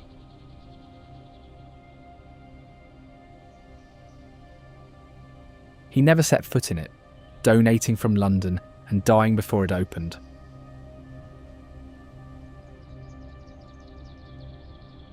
Over his grave climbs a 136-foot tower carved with saints and Tudor roses, a wonder of Wales.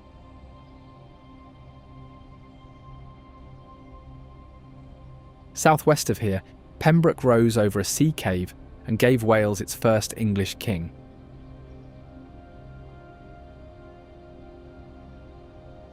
It is the only British castle built over a natural cave, the sea reaching in below the walls.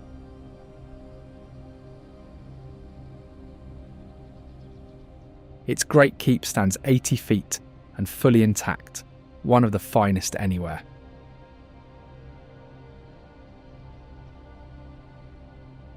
Henry Tudor was born here, left to fight for the English crown, and took it.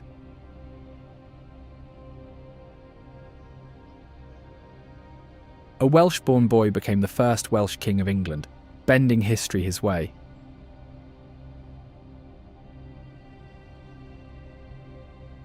Under the keep, that cave opens into Wogan's Cavern, stairs running down to the tide.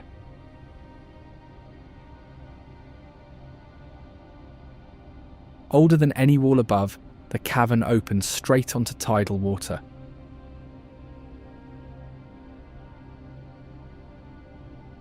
Used as a harbour since prehistoric times, it is reached by stairs from inside the castle.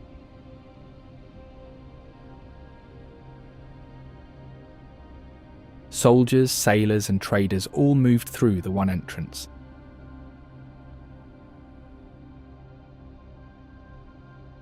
A bigger headland to the north hides something far older beneath it at the Great Orme.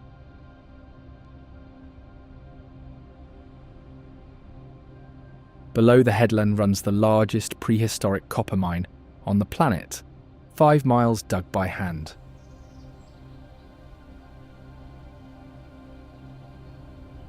It still holds the Guinness record, and the digging goes on.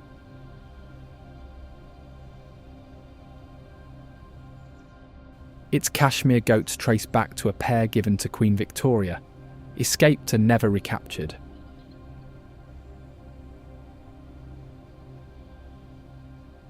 A tramway has hauled visitors to the summit since 1902, still running.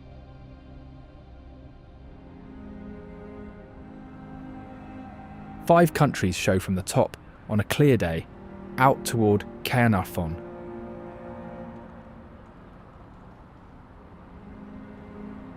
It was built as a message, its banded stone copied straight from the walls of Constantinople.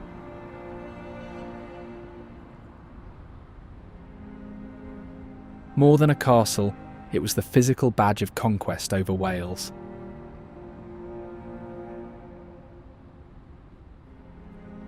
Its largest tower watches the Menai Strait, 3 turrets, and a stone eagle at the peak.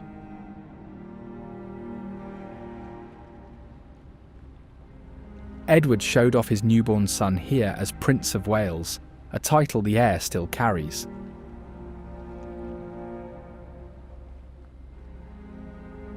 The baby spoke no Welsh, a clear trick, and it worked anyway.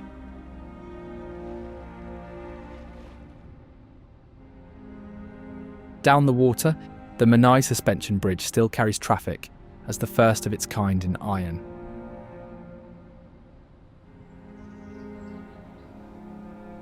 The bridge was the world's first major iron suspension crossing, with nothing before it.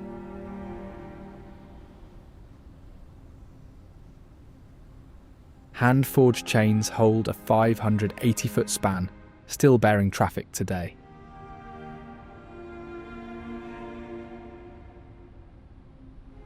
Before it, the only way to Anglesey was by boat, a crossing that regularly killed people and livestock.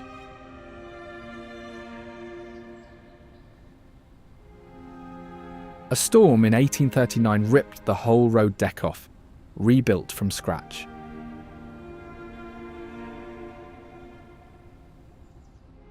Soldiers must still break step crossing it, since marching in time sets the deck swaying.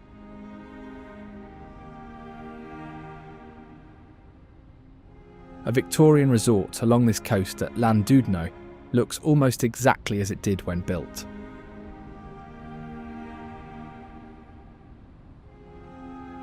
One family drew the whole town from a single blueprint and built it in one go.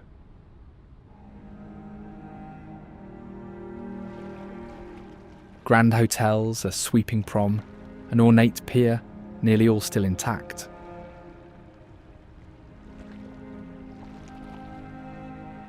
Most seaside towns of its age slid into amusement arcades, but this one held its line.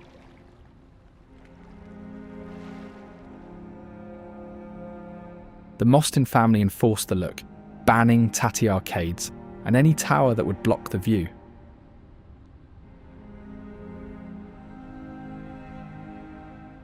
It built its name on Alice in Wonderland, after the real Alice summered here, scattering carved characters along the streets.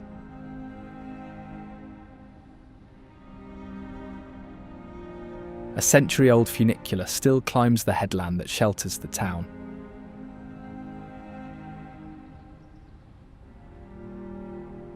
During lockdown, its wild goats roamed the empty streets, cropping gardens and halting traffic.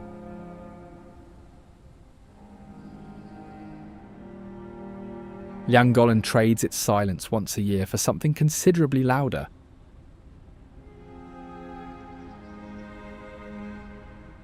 Its medieval bridge is a wonder of Wales, built around 1345 and still carrying traffic.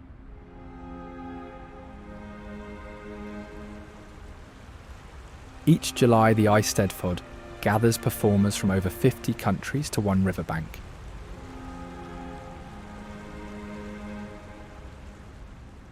It launched 2 years after the war, rival nations singing together under canvas.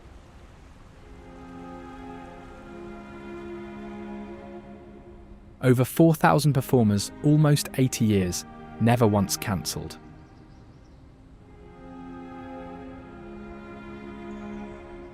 Choirs, dancers and folk players arrive from countries that rarely share a stage.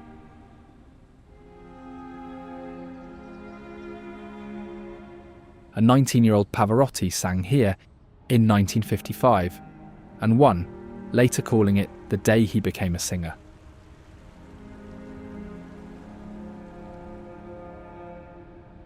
Founded to heal nations, the festival was once nominated for the Nobel Peace Prize.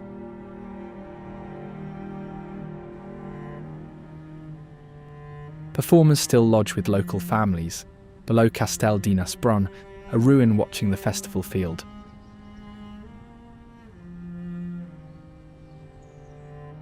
Built on an Iron Age fort, this peak has been defended for thousands of years.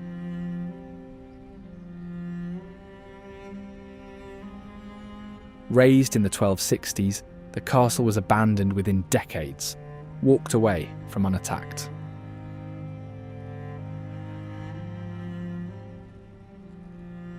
No one knows why, brand new when it emptied.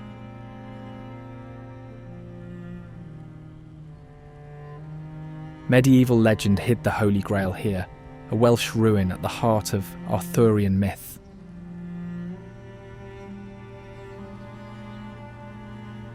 Down in the valley that Prince built Valle Crucis Abbey, which outlived his castle. A fortress on the hill, a monastery in the valley, one man, one decade. The castle crumbled, but the abbey held on.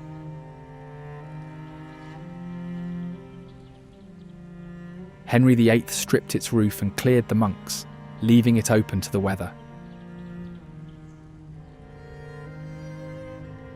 Industry dwarfed all of its south at Merthyr Tydfil, which once out-ironed the world.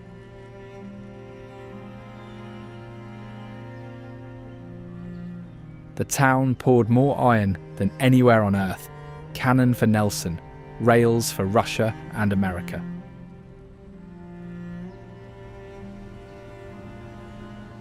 History's first steam locomotive ran on rails here, not in England or America.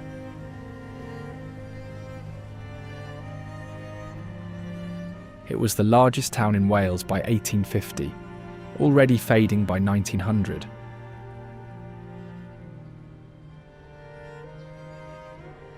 Market stalls still sell faggots and peas, a rich meatball plate locals splash with vinegar.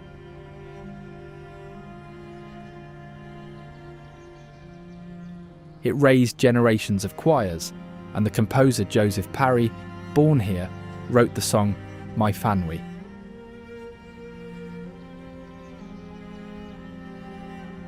When the ironworks died, the people stayed, holding their chapels, choirs and stubborn pride.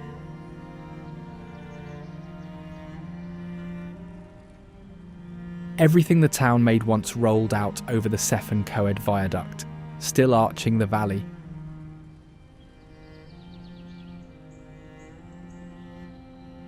The viaduct carries 15 arches, 115 feet, over the River Taff.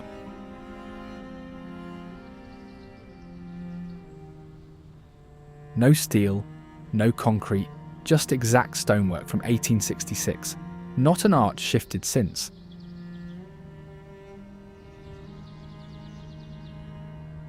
The railway closed, but the viaduct stood, too well made to pull down.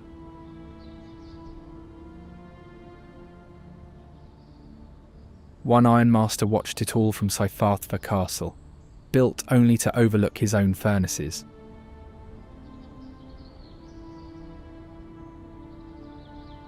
It was never a real castle, mock Gothic, thrown up in 1825 to look the part.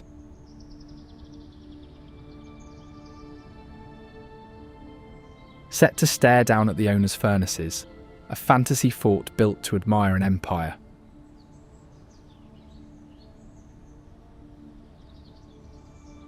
After iron collapsed, the mansion sold to the local council for £1, now a free public museum.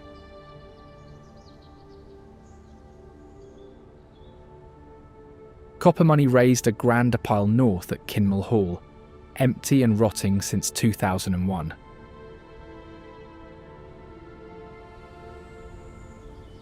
The hall boasts 365 windows, 52 bedrooms, and a 500-foot front, the largest country house in Wales.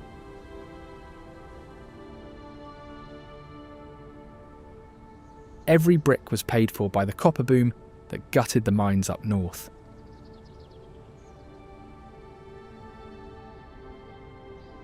Empty since 2001 and £30 million short of repair, the Rescue Trust folded in 2024.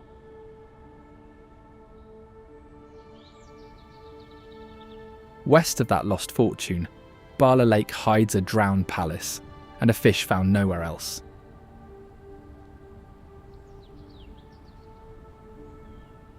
Beneath the water lies a sunken palace, a prince ignoring a warning, until the flood took it all.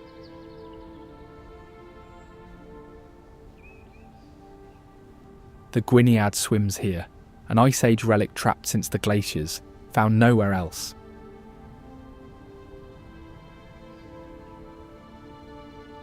An invader is wiping it out, 10,000 years undone in decades.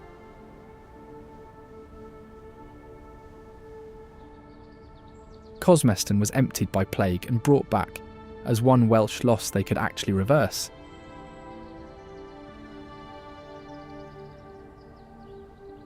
A whole Norman village was deserted midlife, tools, bowls and homes left where they lay.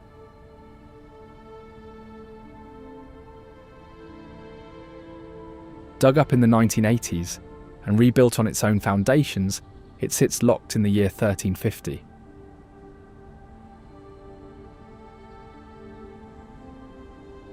Baker's house, swineherd's hut, herbalist's hovel, and a rare pottery kiln, one of few in Wales.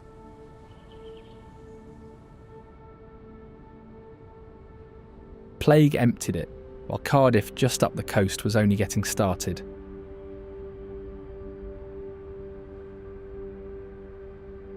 Fewer than 2,000 lived here in 1801, and a century on it shipped more coal than any port alive.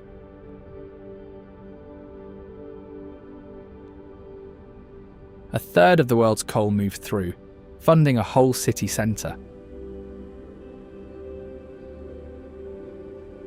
It wasn't named capital until 1955, one of the last in Europe.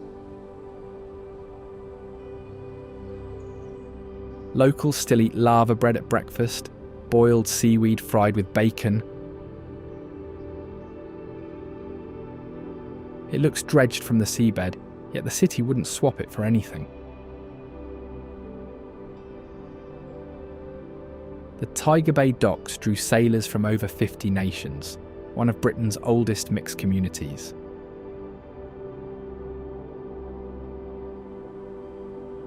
Shirley Bassey grew up there, one of many voices the docks sent out.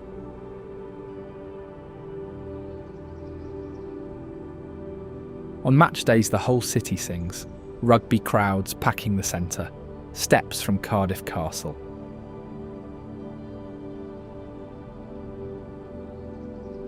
A Roman fort came first, its walls still set inside the grounds.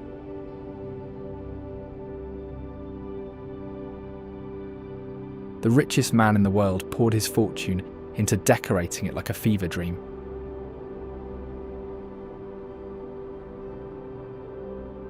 Arabian smoking rooms, Italian ceilings, walled Mediterranean gardens, each one outdoing the last.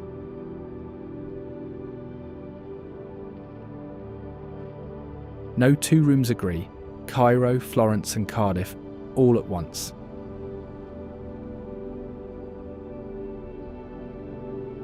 In World War II, tunnels in the Roman wall became shelters, thousands sitting out the Blitz inside.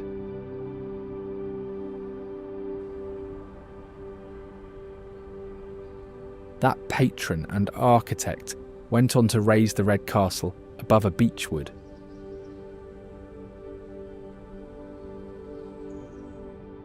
Same man, same architect, same obsession.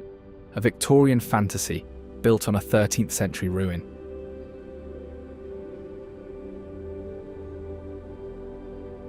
Cone-top towers rise over the trees, a summer retreat rather than a stronghold.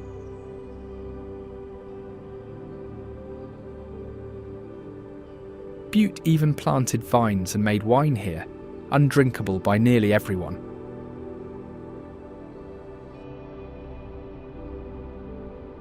The docks that paid for it all lie south at Cardiff Bay, transformed beyond recognition.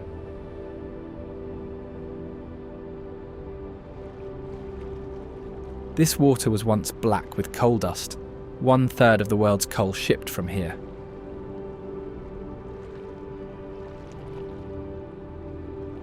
When coal died, the docks rotted into wasteland for decades.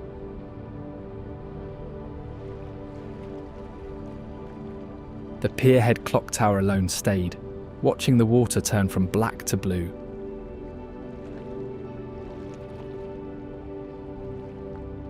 A barrage had to dam the bay to make the waterfront, or mudflats would return twice a day.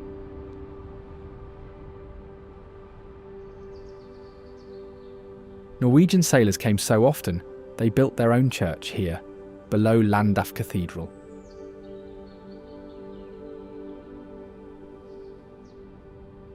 Built in the 12th century, the cathedral was flattened in the Blitz and rebuilt over 20 years.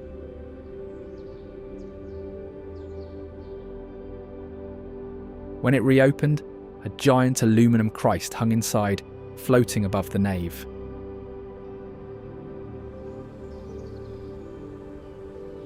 Modern metal in a medieval church, stopping visitors mid-step every time.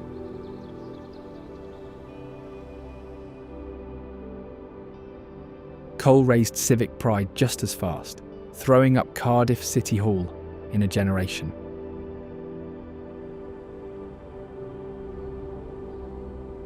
In 1801 this was Fields, by 1906 a Portland stone city hall with a dome visible across the city.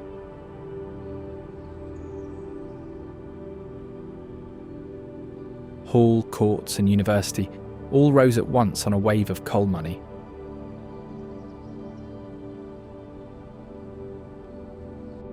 Inside, a marble hall of Welsh heroes lines the walls, pride poured in as fast as the building.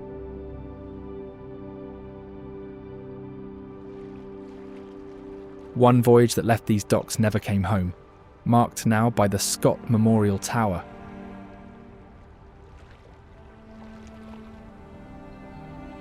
Scott's ship left Cardiff docks in 1910, fired by coal this city dug.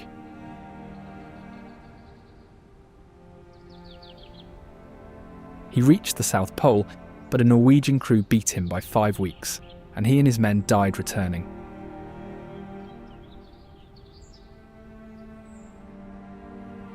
Cardiff built the tower, the last coal that drove his engines coming from these docks.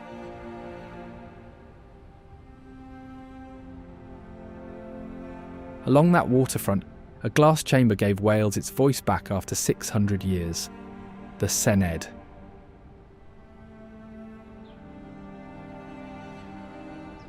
The debating floor sits behind glass, so anyone outside can watch their government work.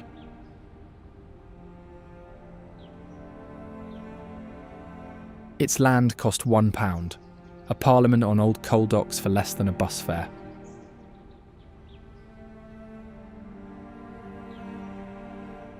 Welsh slate, British steel, red cedar, every material picked on purpose.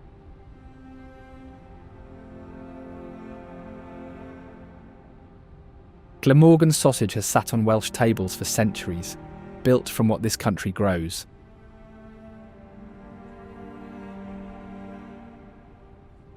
Caerphilly cheese, leeks and breadcrumbs, fried golden and eaten long before vegetarian food had a name.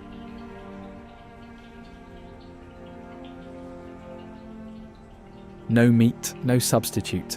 The leek does the work a sausage filling normally would.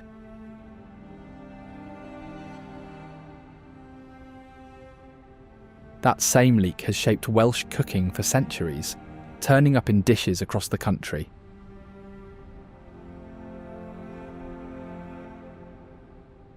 Welsh soldiers pinned leeks to their helmets in battle to tell friend from enemy, and the tradition held.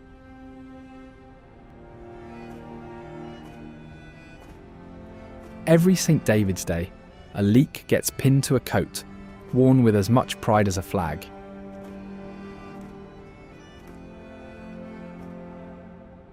It's in almost every traditional Welsh dish, always the leek.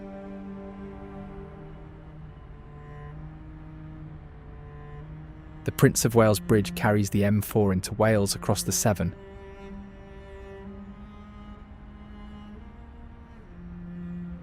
Three miles long, the bridge hangs on cables with no pillar touching the water.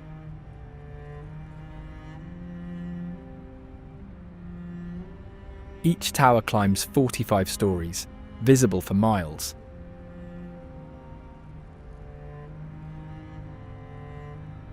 For years, crossing into Wales meant paying a toll at the border every single time.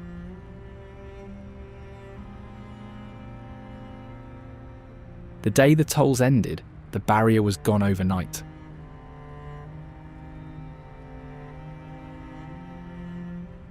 Most drivers still don't know it was quietly renamed, 22 years after opening.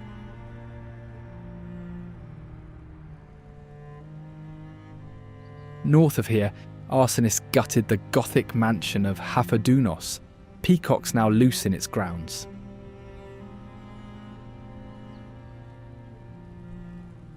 The fire did £8 million of damage, with 120 firefighters fighting hours just to hold it.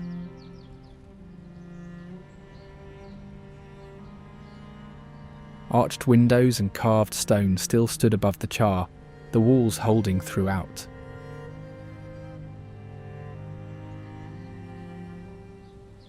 Peacocks drift through the overgrown 40 acres, unbothered.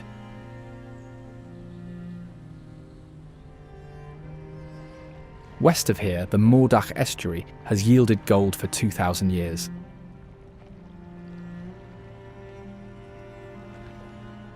That gold has one job, every senior royal wedding ring of the past century coming from these hills.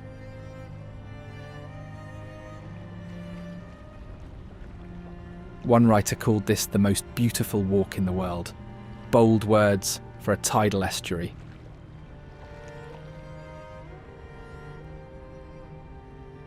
Mountains rise to the south, oak woods and salt marsh ringing the water, all inside a national park.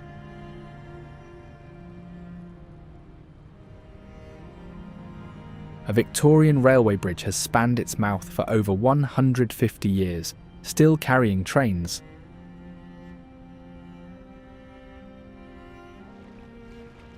River, gold, mountain and sea, all meeting quietly in one place.